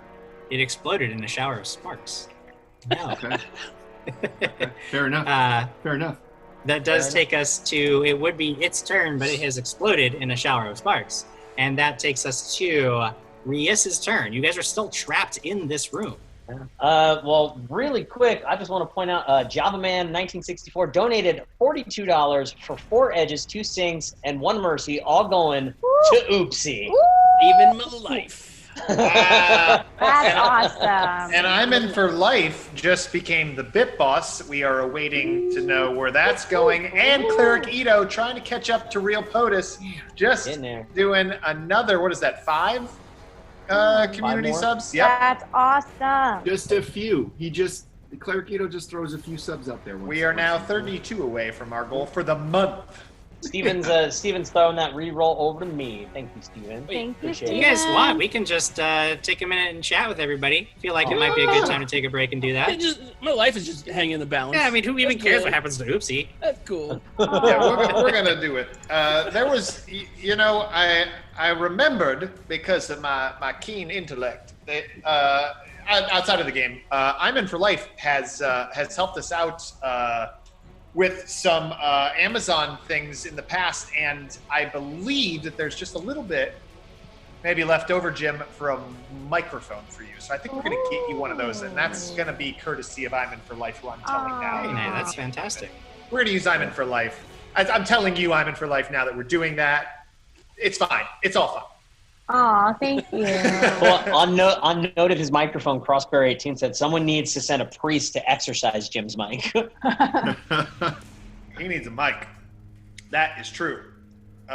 Lucas Martinez is saying that this is the real Matt Mercenary or Mercer. I'm not sure. I'm not sure which it is. I'm very confused. No, he's saying STG5217 is the real Matt Mercer, giving us the advice on page 279 of the GM. That's what he was saying. He's saying that's. Okay. Oh, all right. Okay, gotcha. That I'm following along now at home. Duchess of Dinos made an oopsie in the Discord. Uh-oh. Well, we'll have to figure that one out. We'll have to figure that one out later. Uh-oh, you're gonna get banned. Lucas Martinez is already eulogizing me. Tonight we lay to rest our friend Oopsie Cornelius Doodle. Aw. Oh, no. Man. How did he get my last name and my middle name in there too? Maybe this is Earl. Maybe we're related. Are we gonna lay That's pickles? crazy. We're gonna lay pickles on your grave? Yep. Everyone gets pickles. Everyone gets pickles at Oopsie's funeral. Oh man. Scott wants. Scott, who do you want to play an alchemist named Severing Snipe? I'm not sure who he's referencing. Snipe. Severus Snape. That's a Harry Potter It's reference. Harry Potter. Well, I understand that, but it is not Snape that was said. It was Snipe. And also, I don't know who he's talking about because he's not talking about Harry Potter. He doesn't want Harry Potter to play an alchemist named Severing Snipe. Oh, Come man, on! We could get Harry Potter on the show. That'd be pretty good. Oh man. Matt Mercenary and Harry Potter. Well, together. Jordan Callerman's played Harry Potter before for birthday parties. Oh yes, I play Hermione. Anyway. Yeah, real POTUS 98 was also hyping up that sub hype for Cleric Ito. He says, "Woohoo, sub hype for Cleric Ito!" They're coming for you, Real POTUS. Man, It's happening. It's happening. it's awesome. Thank you guys. Cool. All right. All right, Jared, you can die now. Yep, thanks. And Scott Denuzzo says Eric. Says Eric. As soon as because we're still at okay. Matt Mercenary just killed the thing. Yeah, I would go over and try to help open the door. See if we can Okay, get it so unlocked you with, move up to the Bartimaeus. door. You moving up to the door is just one action. You still have 2 actions left. What do you want to do? Yep. I'll try to open it. Okay, sure, yeah. Make an athletics check to try to open the door. It's just gonna be a straight 13. 13. It almost budges, but not quite. And that will take us to the top of the next round. And this creature approaches Oopsie, gets up to him, and swings out. What if it was sunk, Jim? Then he would swing out at a negative. Take that, you sunker! I have been sunk. Yeah. Will it be enough? Probably not. With the sink, an even 20. Dirty 20. That does hit. Even if I were to sink you again, it would still hit. Ooh, that is going to be 9 points of bludgeoning damage. Oopsie is down. Down, dying 1, and you don't know what happens on this creature's third action. Oh. We Now move. here, before we continue, Yeah. I'm sitting on a mercy. Okay. Doesn't that? Oh, that would take away 5 points of damage. No, that wouldn't do it. Okay. And take away your level's worth of damage. Oh, one. Oh, 1 point. That's low. Okay. All right. At level 1, it's low, yes. It cannot end the condition dying? Not the dying condition, but if you're wounded, when you get back, if you Okay. get back up and you're wounded, you can make a check to remove wounded. Got it. Thank you. That takes us to Bartimus's turn. You're at the door. Rias is trying to budge it. He almost gets it to budge a little bit, but can't quite. What do you do? Oh yes, here, Rias, let me help you there, dear lad. And I also will attempt a +0 athletics check. Sure. You have craft as a trained skill, right? That I do, good sir. You do notice that there are a number of tools lying around. You know that if you grabbed a tool, you could use it for leverage and give yourself an additional a +2 bonus on any attempt to open the door. 2? Which would be 0 + 2, so I would take that. Yeah, great. So grabbing a tool would be just one action, and then you can use your other action to try to wrench the door open. So that would be a 7. 7, not so good. However, the rest of you see that Bartimus may be onto something. Peepa, it is your turn. Well, now hold on there. Wasn't that only 2 actions? Sure. What do you want to do for your third action? I want to try again. Okay. That would be a 5. Good. And now we're on to Peepa's turn. What do you want to do, Peepa? Can I see? Okay, I'm just gonna try. I see that Bartimus took the crowbar. I'm gonna climb on top of Bartimus and go onto his arm and see if I can try and help him. Okay. Make your own athletics check there. Okay. 13 Get a +2 for Bartimus's 1, tool. so 13 minus 1 plus 2. Yeah, I have a -1. 12. +2? That'd be 14. 14. Again, you almost get it. You're so close to getting it budged. Can I try one more but it time? doesn't move. Yeah. Okay, here we go. I rolled a 7. This is not going well for you. You all need to roll higher numbers. It is Matt Mercenary's turn. I rush over and what are you guys doing with this door? Just open the door. We're trying. What can I do, Jim? You can make an athletics check to try to wrench open the door if you like. You can also stop to grab a tool. Apparently it's getting worse. It is getting worse. Something's happening. So I see that they're using tools on the door. So I look around. I find a tool. You said before I could use thievery. Not for this one. This is not a thievery check. This would be athletics to try to wrench open the door. That's fine. I'll do it. Come on. Yes! Oh, that's great. 18 plus 3. Yeah. 21. That is a success. Yeah. And the door pops open.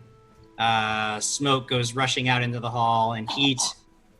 And that takes us to, at this point, we can actually exit initiative order. You have opened the door. You're all standing there. Except we do need to, oopsie, I do need you to make a flat check. I'm gonna edge that. this.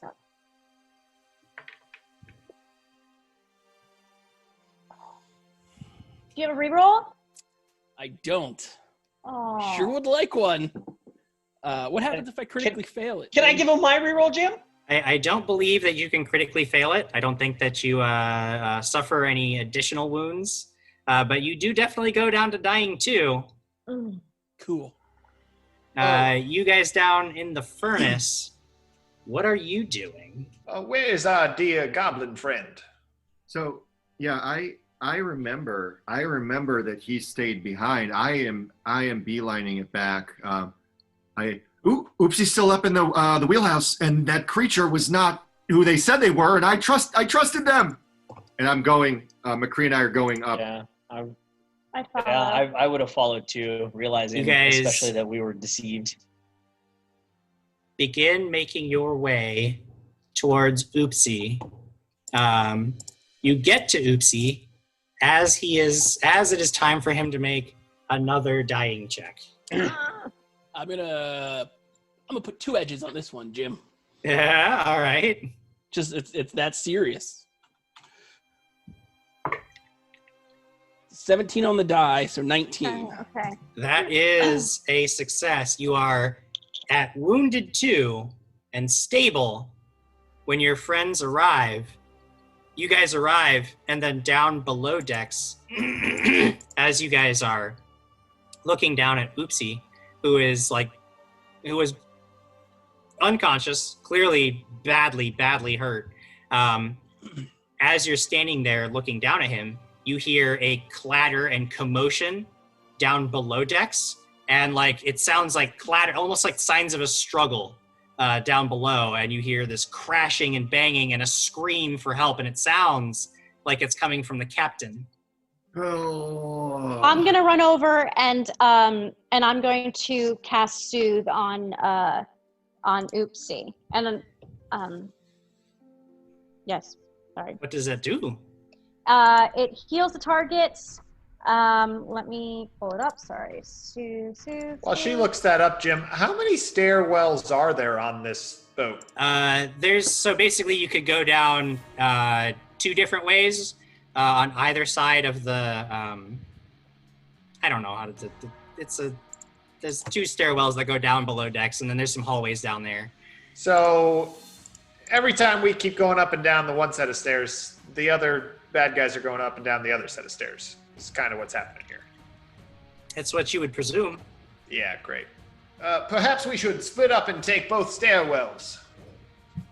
All right, that sounds good to me. I pull out another bolt and I'm loading up my crossbow and I'm ready. Okay. What stairwell do you want to take? I'm going down this one over here. Perfect. I take the opposite stairwell of that one that was over there. So I go to the other one over here. All right. So you guys are both pincher moving down the stairs. Yes. Or pincer. Pinch. Whichever one. Peepa.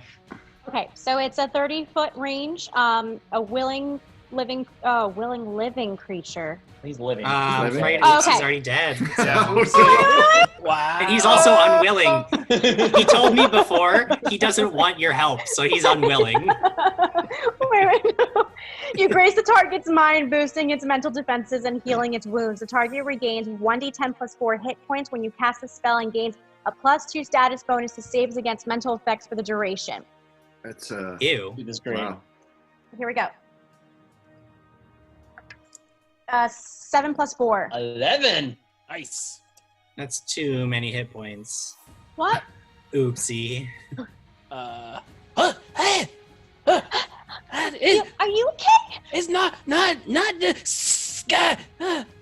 No, it's not him. We found him actually dead in the engine room. We must go down. We hear the captain screaming. And I'm going to run over to the side that Bartimus was going down. The side that Bartimus was going down. Okay, so you're with Bartimus. Oopsie and Peepa, where are you going to go? Side of Bartimus. I'll go side down. I make sure that Oopsie's okay. Or do you need another one? Or are you okay? I mean, you need another one. Prettier. Okay, can I cast it again? Can I cast Soothe again? I don't know. Jim. Let's find out. Yeah, it's a spell. Jim, Let's learn together. Jim. What? How many spells do you have? Can I have three. as I'm going on the hunt for this thing, can I start hunting prey as I'm looking for this creature? No, you have to be able to see the target. You have to have a target that you are Okay. hunting. I'll cast it again. I have 3 first level spells. Here we go. 8 plus 4. Oopsie, feel great. Good! Let's go! And then I would go down the stairwell that Matt Mercenary went. So Matt Mercenary is with Peepa. Rias is with Bartimus. Oopsie, where are you going to go? I probably follow Peepa because she was the last up here with me. You got down with Peepa. Now can I use the mercy and get rid of the wounded condition? You can. Yeah. Use that mercy. Thank you, Java. No more wounded. Question, Jim.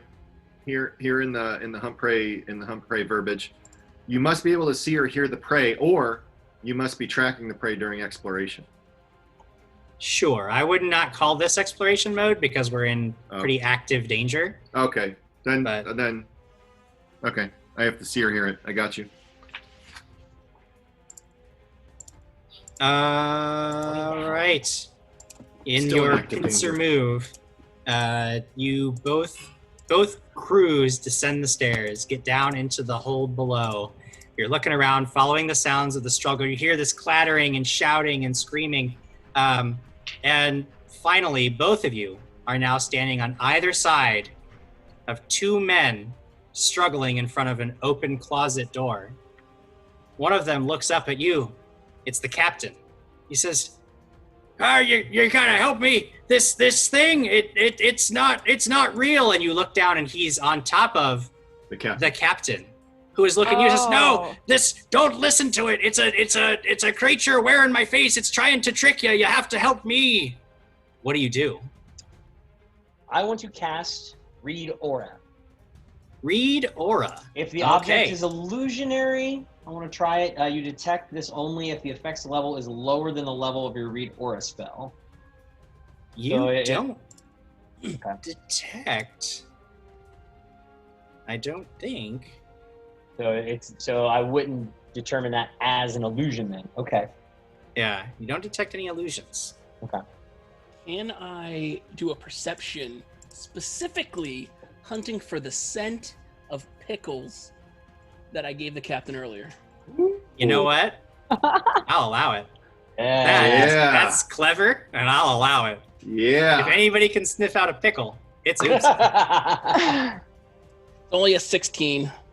You have edges? Only a 16. Oh, I can make it a 17. Yeah. Make it a 17? Do it. It's one better. You get the feel. You know what? It's actually not the scent of pickles that you notice. Because it's in the air, but it doesn't really give you a sense of which captain it is.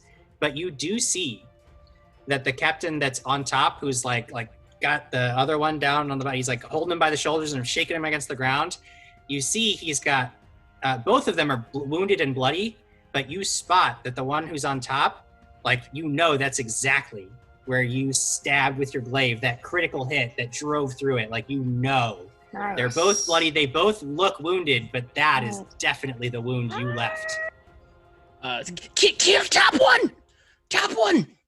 Oopsie glaive did cuts! When you say that, this creature snarls, and you can see its face distort again, and now we need to roll initiative a second time. Oh my gosh! 20. 20. Lord. I feel like Bartimus and I are just going last all night. I'm going last. My die have been cold. I'm a 7. 7 for Rias. Yeah, that's been not so good for you on the initiatives, Rias. Oh my god. 4 for Oopsie. Bartimus, what are you looking at? 6. Oh my 6 for God. Bartimus, but 6 is not last, surprisingly enough. Peepa? 22. Ooh, Peepa's been having great initiatives, though. Yeah. And Matt Mercenary. You know who's been rolling hot tonight? Mercenary. 20. Rolling hot 20 tonight. for all Matt Mercenary. Matty Rolling me. hot tonight. Everyone needs to get themselves a screen to roll behind. This is what's doing it here. Peepa, Oopsie tells you that the one on top is this target, and then you see its face transform momentarily, and its hands grow into claws, and it gets ready to pounce, but you are quicker to react than it is. What do you do? Okay, so he's transforming into his creature, correct? He's not It looks staying like. the form of the captain. He still mostly looks like the captain, but you can see it's You can obviously definitely a tell. charade. Okay, Yeah. then I won't cast what I was going to do. Then I'm going to, I'm just going to start singing Inspire Courage at the moment. Inspiring courage. Oh wait, that's one. That's one song action. sound? I can actually do 2 things. What's it sound Yeah. like? I bring out my harp and I go, and now we're going to let something go. Okay. I'm inspired. Courage is welling up within me. I have no idea. Okay, McCree, so that one. McCree is like turning its head, like. Okay, so just know that everyone has a +1 to attack, damage, and saves. Please remember that. Then I'm going to. Actually, do I? Wait a minute. I have to continue that, don't I? I can't really. Can I do anything else? Hold on. Like, do I have to concentrate on that? You maintain it. I think every round is a one-action thing, but you can do other it things. is a one-action. So every round you can use one action to maintain that. Okay, so then could I use telekinetic projectile again and find something around me and just try? I think you can. Okay, great. I think you can just try. I will look around and find something, and maybe not. 14. 14 is a miss, Okay. but it's a valiant effort, and I appreciate it. And now it is Matt Mercenary's turn. Okay. So, you watch again as Matt Mercenary reaches for the whistle and gives a signal to McCree. He gives McCree the signal. He takes aim at this creature. This is the prey he was looking for. He begins to hunt prey. This is the creature. Then he fires that shot. Fires that big time shot with the heavy crossbow. Yeah! Great roll. I hope. I don't know what this thing's AC is. That's 11 plus 8. That's 19 plus 1 because of the singing. Yeah. That's a hit. That's a hit. Awesome. That's a hit. So now with this, I get my precision damage. So I get. Yep. Awesome. So and then also McCree takes a swipe because I did the other thing again to set him into position to do some. I don't teamwork. like it. Hey, we're working together here. Hey, we're working together here, Jim. I'm using rules. I'm using all the rules. I regret giving you a bear.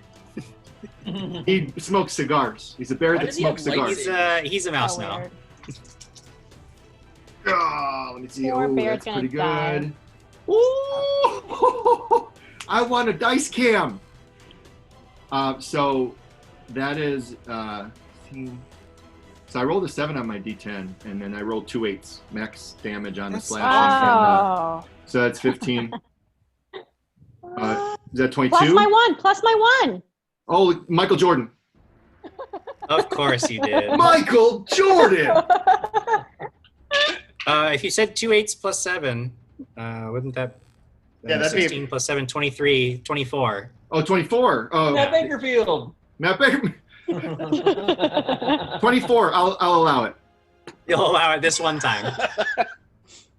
Yeah, you hit him really hard, and like his flesh is like almost like sloughing off and like all around as he's like mid transformation, and this bolt just crashes into his shoulder, and then McCree just slashes him across the back with his claws. He's clearly incredibly painfully wounded. And now it is his turn. And this creature now sort of like in its own form completely. It's this weird like grayish featureless humanoid, and it like stands up and it's like, no, all right, hey, okay, I surrender. This is not worth my life. You'd let me go, I'll swim away to shore. Are we out of initiative now? Is that It's up to you. That's his turn, and it is really up to Rias how he reacts. Oh, okay. Oh, how I react, huh? Well, I see that he. Okay, yeah, he's made me. I'm going to use threatening approach. I stride right up adjacent to him, and basically I get super close, and my thrills go right at him, and I'm going to demoralize him. Okay, that is an intimidation check then. That is going to be. That is going to be 17.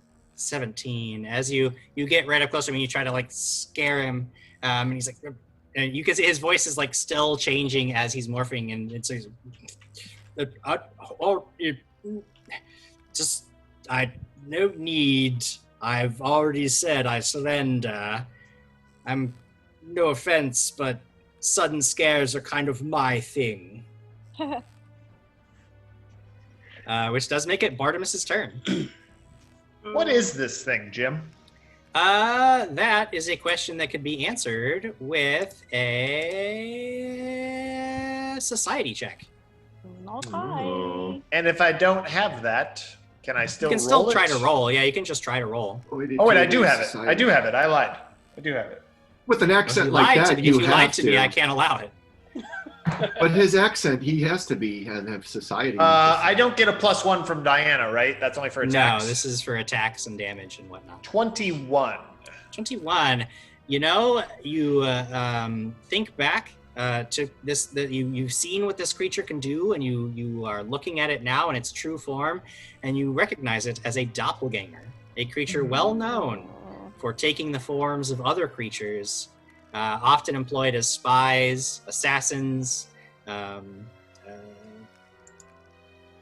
They're very tricky, very tough. But they typically avoid direct confrontations. It does not at all surprise you to see this doppelganger sort of surrendering when it's outnumbered, out in the open, and doesn't have really any other choices here. Well, you are outnumbered here, and it does seem like it would be in your best interest if we allowed you to leave. But I think that a tit for tat, so to speak, you give us what we need, and perhaps we shall allow you to leave. What is it that you need? Well, information, my dear boy, and a sample of your skin. He rips the crossbow bolt that's in his shoulder and tosses the ground. I'm sure there's plenty of whatever you want to recover from that. As far as information, what are you looking for? Well, I would start with who hired you. I was paid by a nobleman from Cavalocia who told me to come out here and recover something that was taken. A large crate, I believe. And were you working alone in this? I believe that I'm working alone. Perception on that one, Jim. Sure. See if I believe him.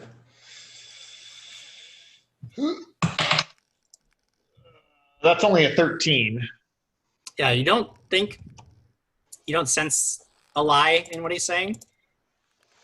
I say, where is the other of his kind? And I point to Rias. We found the one who you killed. Where is the other one? I believe he's locked himself in the cargo space. I was going to try to convince him to allow me entry when I was caught by the captain before I could.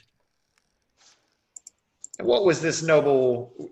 Was it a noble man or a noble woman who hired you? It was a man. And what was his name? I never gave me a name. However, I am quite confident that he is from House Velasque. Well, I do believe that there's a simple option we have here. Why don't you simply change into him so we can see what he looked like? I'm afraid he used illusions to cover his tracks when he met with me. It was only after extensive research on my own. I don't like to do jobs for anonymous clients, so the research I did at least uncover the source of the coin I was paid, but he did do well to cover his tracks, at least in our face-to-face meeting. And speaking of that coin, how much were you paid? 100 scales. Well, then I think since you did not do the deed, you owe us 100 scales for the trouble. Sure, I'll meet you back in town. Well, I don't believe you for a moment. I believe you are forgetting how this tit for tat works. You provide to us what we require, and we allow you to leave. Well, I didn't carry the money with me on my seafaring journey. That would have been rather foolish. Then I suppose we need even more information from you, don't you? How long ago were you paid this fee? I met with this man last night. He seemed to be in quite a rush. And where did you meet him? A tavern in Cavalosha. Is that a place that we know, the Tavern Cavalosha? No, I just don't really. I didn't expect you to ask this many questions, so I have to make up a name right now. It's the Red Herring.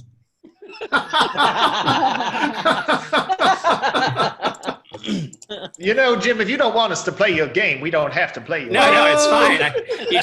You're just digging deep, and I didn't know how deep you were going to dig. I thought you'd probably just kill the guy outright. So, hey, you called for diplomacy. You're right. I'm just reacting to changing circumstances. Biggest question. Oopsie has a question. I'm loading my crossbow. Oh yes, of course, Oopsie. What? Talking to him. What are you doing? What? What are you doing? I'm negotiating for my continued survival. No. Why man pay you?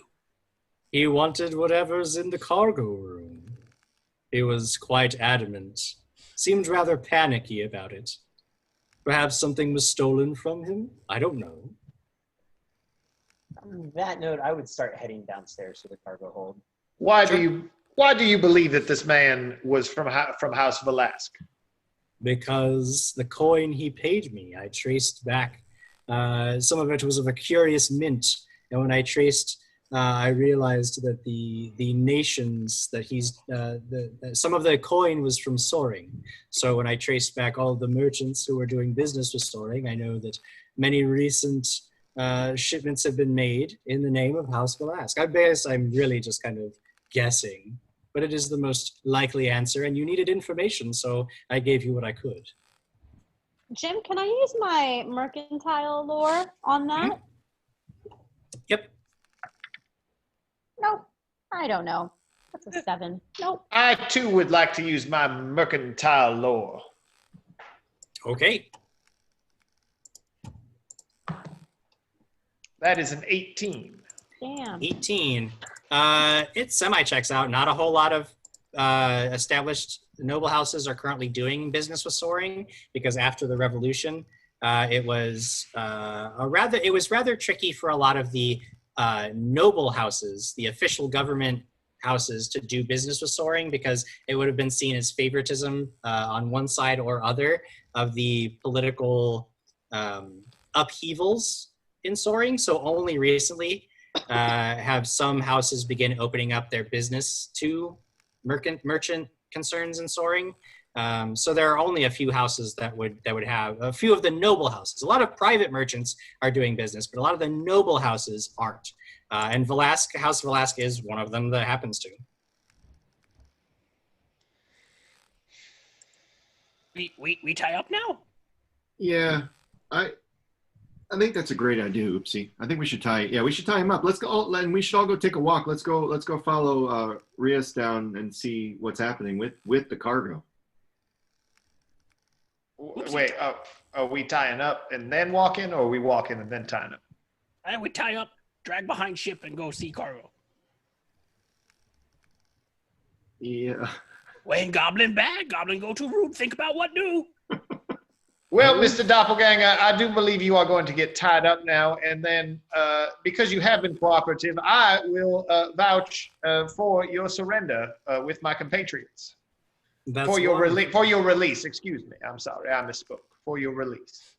That's wonderful. I'm glad that you are so civilized about it. So we're tying him up then. Yeah, Yes. we're gonna tie him up and try to double check that he doesn't have any weapons on him. Sure. Yeah. He does not. He has very little on. Even the clothing, like when he was in the captain's form, it looked like even the clothing was just sort of like shaped flesh that had become the image of the clothing. He really has no things on his person, which you are pretty easily verify. He doesn't resist at all at this point as you tie him up, and seems to be willing to quietly accept this, however it plays out. considering it does seem like he has some chance of coming out of this alive. Want to check on the captain. Is he okay? He's wounded, but he's out. He's okay. He's quite happy to be back on his feet, and he immediately, with your, says, I've got to go check on, make sure, get us back on course. It's imperative. I'll be back up in the pilot house if you need anything. I'm gonna try to get the door locked, but I think this thing burned through that with some, I don't know, acid or something.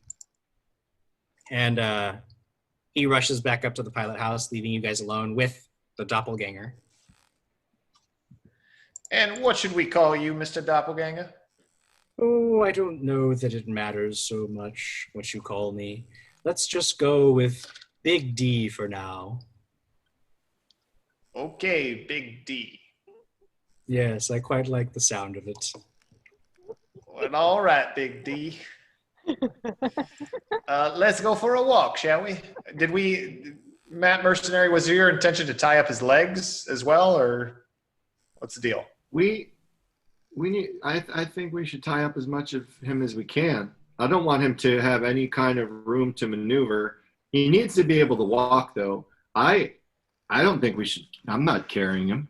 I was going to say, at least. All right, well then we will leave him. So he is tied up, Jim, around the arms and probably, I guess, the top of his legs, so he can shimmy with the bottom of his legs, I guess. I don't know. Sure, yeah, it's like he's on a chain gang now, and he has to shuffle. Right. So we tie his hands, we tie his arms, and he's shuffling along with us. I like it. Excellent. Tie him up. And again, he offers no real resistance at this point. And I assume at that point you go over to check on the cargo room. Is that what I heard earlier? Or? Yep. Yeah, I was heading down there. Yeah, I believe Rias has already beat us to that goal. When you get there, what do you do? I would just knock on the door. And which one? You said it was a Seski that was in there? Oslin. Seska's dead. Seska's dead. Oslin. I would tap, be like, Oslin, it's me, Rias. It's safe to come out now. We caught the other one. I was causing all the commotion. You hear some shuffling around inside the room, and then a voice on the other side says, "Wait, how do I know that's you? I saw you changing. I don't trust." Oh, are we all? Yes. Well, I remember I came down and I was helping you earlier. You were the only one that knew that I went into the engine room. And you also noticed that I was not very good at it. Make a diplomacy check. That's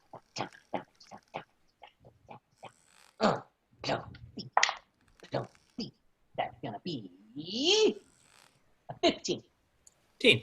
We've already established a friendship with Oslin and Sesk, and your words, and you recall that time, that memory that he would know about.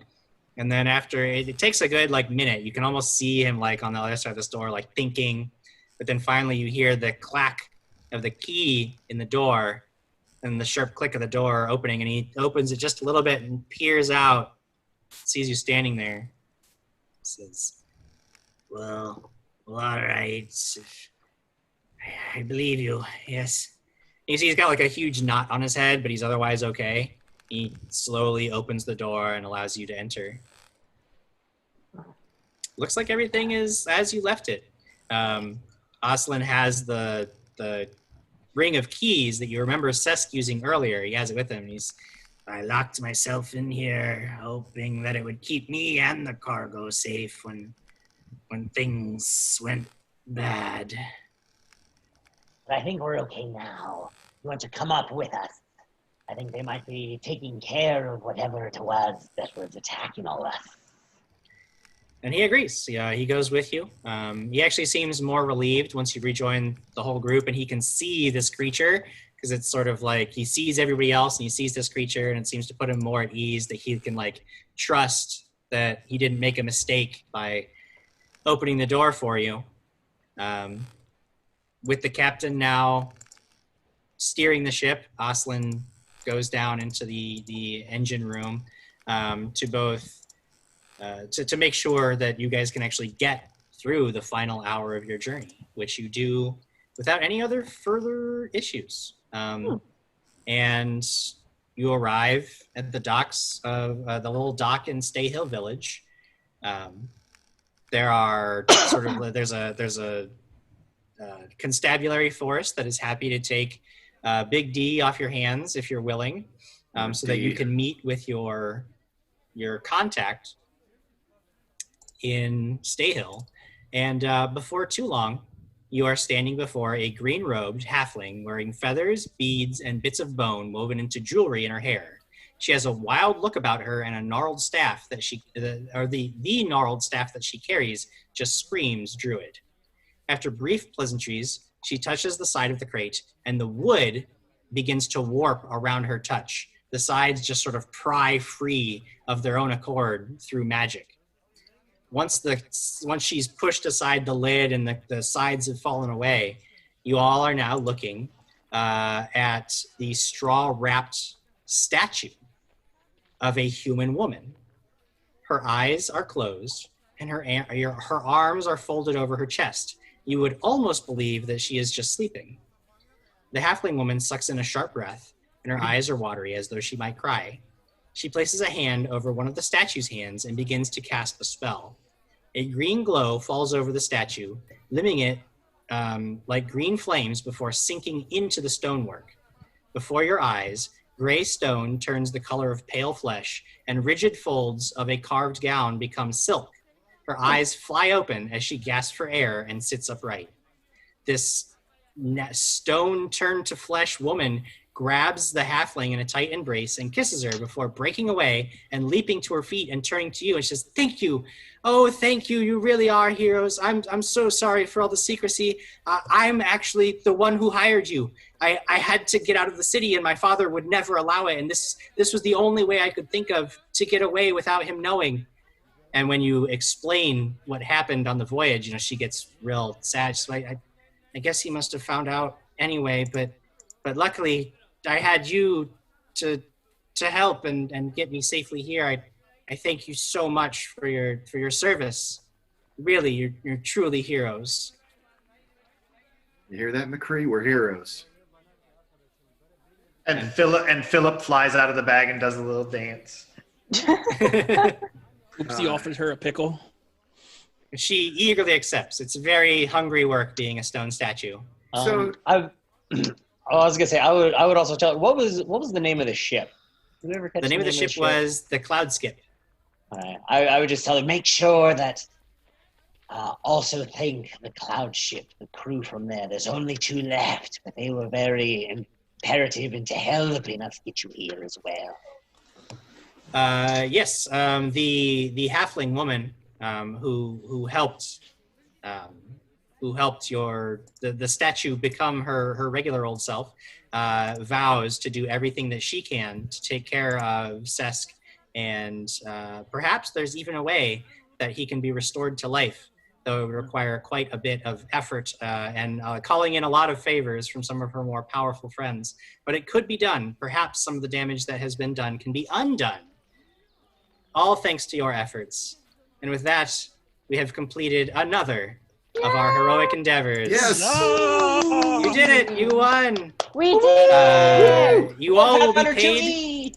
You all will be paid your contract amount, which is 10 gold scales apiece. Whoa! So you can add 10 gold scales to your inventory and do any shopping you'd like between episodes that you're part of.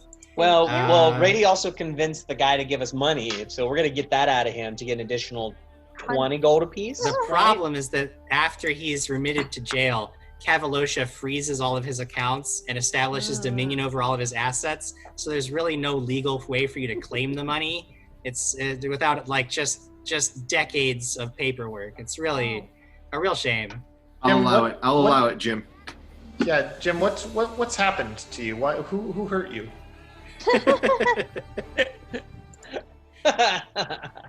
Oh man. That was fun. Yeah. We did it. We survived. You did it. You did do it. Why don't we go ahead and chat with the chat for a little bit before we head out of here?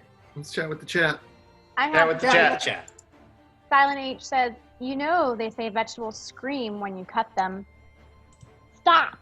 I want to get you. He's really out for old I know. old pizza. I know. Scott There's a close Denuzo was thing, asking, dudes. what happened to our murder hobos? Sad. They didn't commit murder. We I was stopped surprised. it. We stopped the murder. We didn't do stopped it the last murders. week, Matt- did we? Did we Matt murder last week? Mercer Nary is not a murder hobo. No. Why are you? He's a good guy. And Bartimus is a stand-up gentleman who would never harm such a creature who had given up.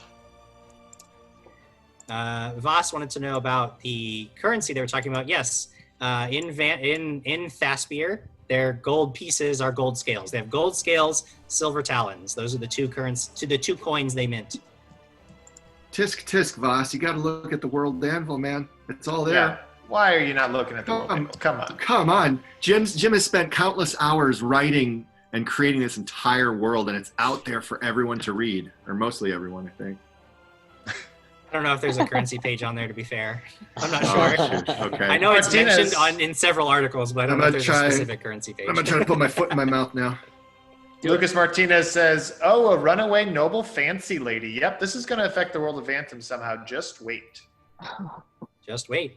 Yeah, will these stories have a tie-in with everything else, Jim? Or it's all same world and same timeline. So there is every possibility that your heroic endeavors here can ripple outward and have effects on some of the things that we see in Vantum. Well, now, at what point in time does heroic endeavors take place as opposed to Vantum? That's a good point. They're contemporary with each other. Okay. So within the same like month-long span, we're looking at. Gotcha. Oh, okay. So Gotcha. before the explosion? Yes, we're pre-explosion now, so you guys aren't Okay. really dealing with like any kind of ripple effects from the explosion. Yeah. But I wonder if Peepa's part of that order, that Vincenzo's a part of that killed Dude, everybody. Peepa's like Vincenza. Peepa's trying to burn down the world, man. I'm in, Peepa's the mastermind behind it all. I'm in for life, says hashtag snake oil salesman. Yeah. That's Bartimus. I have sold 0 snake oil this entire session. Do we have any more? Lucas Martinez says Matt Mercenary is all about rules and law and order. Law and order. I mean, not really, but he's not a murder hobo by no means. Not a bad dude. He's a good guy. He's an entity. He's a good entity. He falls under fair and just, not a super ruler maker taker follower. Eric, you broke me this game. I saw that I broke you. Yeah, that was. So how much is a bear, Jim? Because a riding dog is only like 12 silver. Well, he What's a didn't bear? buy the bear. He had No, the but if bear I wanted because to buy a bear, if you wanted to buy a bear, I don't know that you can just buy a bear, but I'll look into it. yeah. Why don't you get a goblin dog there? Because Oopsie. it's Goblin dogs are great. Oopsie doesn't want to be a goblin. That's his He's whole trying to be a whole halfling. thing. You remember, He's do trying to you be- remember the wig? Jim, you were upset that I have a bear and you let me have a bear. That was But- just, yeah. But like, we were kicking around the idea of a horse. It would have been really weird with a horse smoking a cigar on a boat. Like what? Mr. Ed. Yeah, Well, the the horse would horse not have would- been as useful for you No. on this adventure. No, the horse would have been just. I Wait, had to didn't- have it tied up, and Didn't you say it was a teenage bear? it's a small. Like it's a not an smaller adult bear. You're giving underage bears tobacco. Shame on That you, bear has Matt seen some stuff, Mercenary. okay? Yeah, Eric, I didn't mean to steal your thunder with the bear thing. I realized later, I was like, oh, crap. Oh no, it's Yeah. good. Actually, no, that was fun. That was fun. It's It was good. We great. got bears. We're Whoa. hashtag team bear. Very good group. On a personal note, if any of our fans want to share with me how to play an alchemist in second edition, that'd be great in Discord, because I don't have a clue. I have no idea why I have an animal companion or familiar. I don't think it does anything. It just is there, and it's called Philip, and that's cool. But I have no idea what I'm doing. So It's okay, you're doing great. I threw a bomb of lightning. That was good. Yeah. I'm in for life thinks we're doing great. This fantasy session. Love these characters, by the way. Awesome. Thank you. Yeah, Steven. all of the characters have been coming through really strongly. It's been a lot of fun watching you guys just goof around. Jim, can you stop killing lizard folk for me, please? And I will. goblins. I promise that you will find no lizard folk bodies next session. I can't I'm not here promise next that you session. won't die. Oh, yeah, he's not here. Thanks, Jim. Thanks. Appreciate it. Well, I guess we should raid somebody, and tomorrow we've got things in space Things as well in space. as the Tomorrow. crowd extravaganza Oh, yeah. early in the AM. Yeah, Right, if you Make guys sure you're tuning We'll in. see if a guys character got- dies. any early birds waking up, come hang out with me. I'm I going to play. be hanging out with my own birds. Okay, that's fine. That's fine. But I play Mario Kart and Smash Brothers. So if you have a Switch, you can join in, play with me online, Don't. chat with me on Discord. Just come and hang out and play games. Can you put your gnome costume on again for everybody? I could. I don't think I will though. I can't just put it all out there. You gotta keep them wanting more, right? Right. Right, Danuzo? Dude, Scott is always wanting more. That's Scott the thing. always wants You've, more. you've yeah. never made him happy. He always wants more. I know. I'm trying. We, of course, are streaming pretty much every day next week as well. You can see me on our Reign of Winter campaign with Jamie GMing. So any of you who are looking for my opportunity to get killed, that's the show to watch. Wow. May happen. Of course, Jared and Adam Kahn are both running shows next week. So they run their own streams. We've got Diana's not running a stream yet. And I don't know why. I don't know why she won't just do it. But I need to find a good one. You I need could to run find the I kids know on that bikes. she's playing on quite a few of them. She plays on Rise of the Rudlords with Ben running it. She plays on Adam Khan streams, the Tales of Ravnica stuff.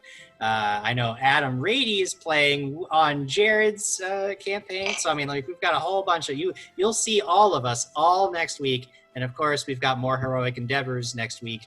I can tell you that you will see quite a few not new, but familiar new faces next week. We're going to introduce some new characters to the crew.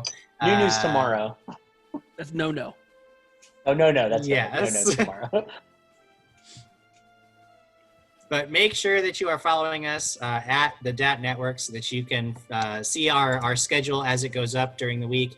And we will see you hopefully a lot coming up. Yeah. Come watch all our streams. Come do it. But this one is Yay. over, so we're gonna go. Have a good Thanks for weekend. tuning in, guys. So Good tell night, all the people that weren't here to Good watch. everybody. Bye, everybody.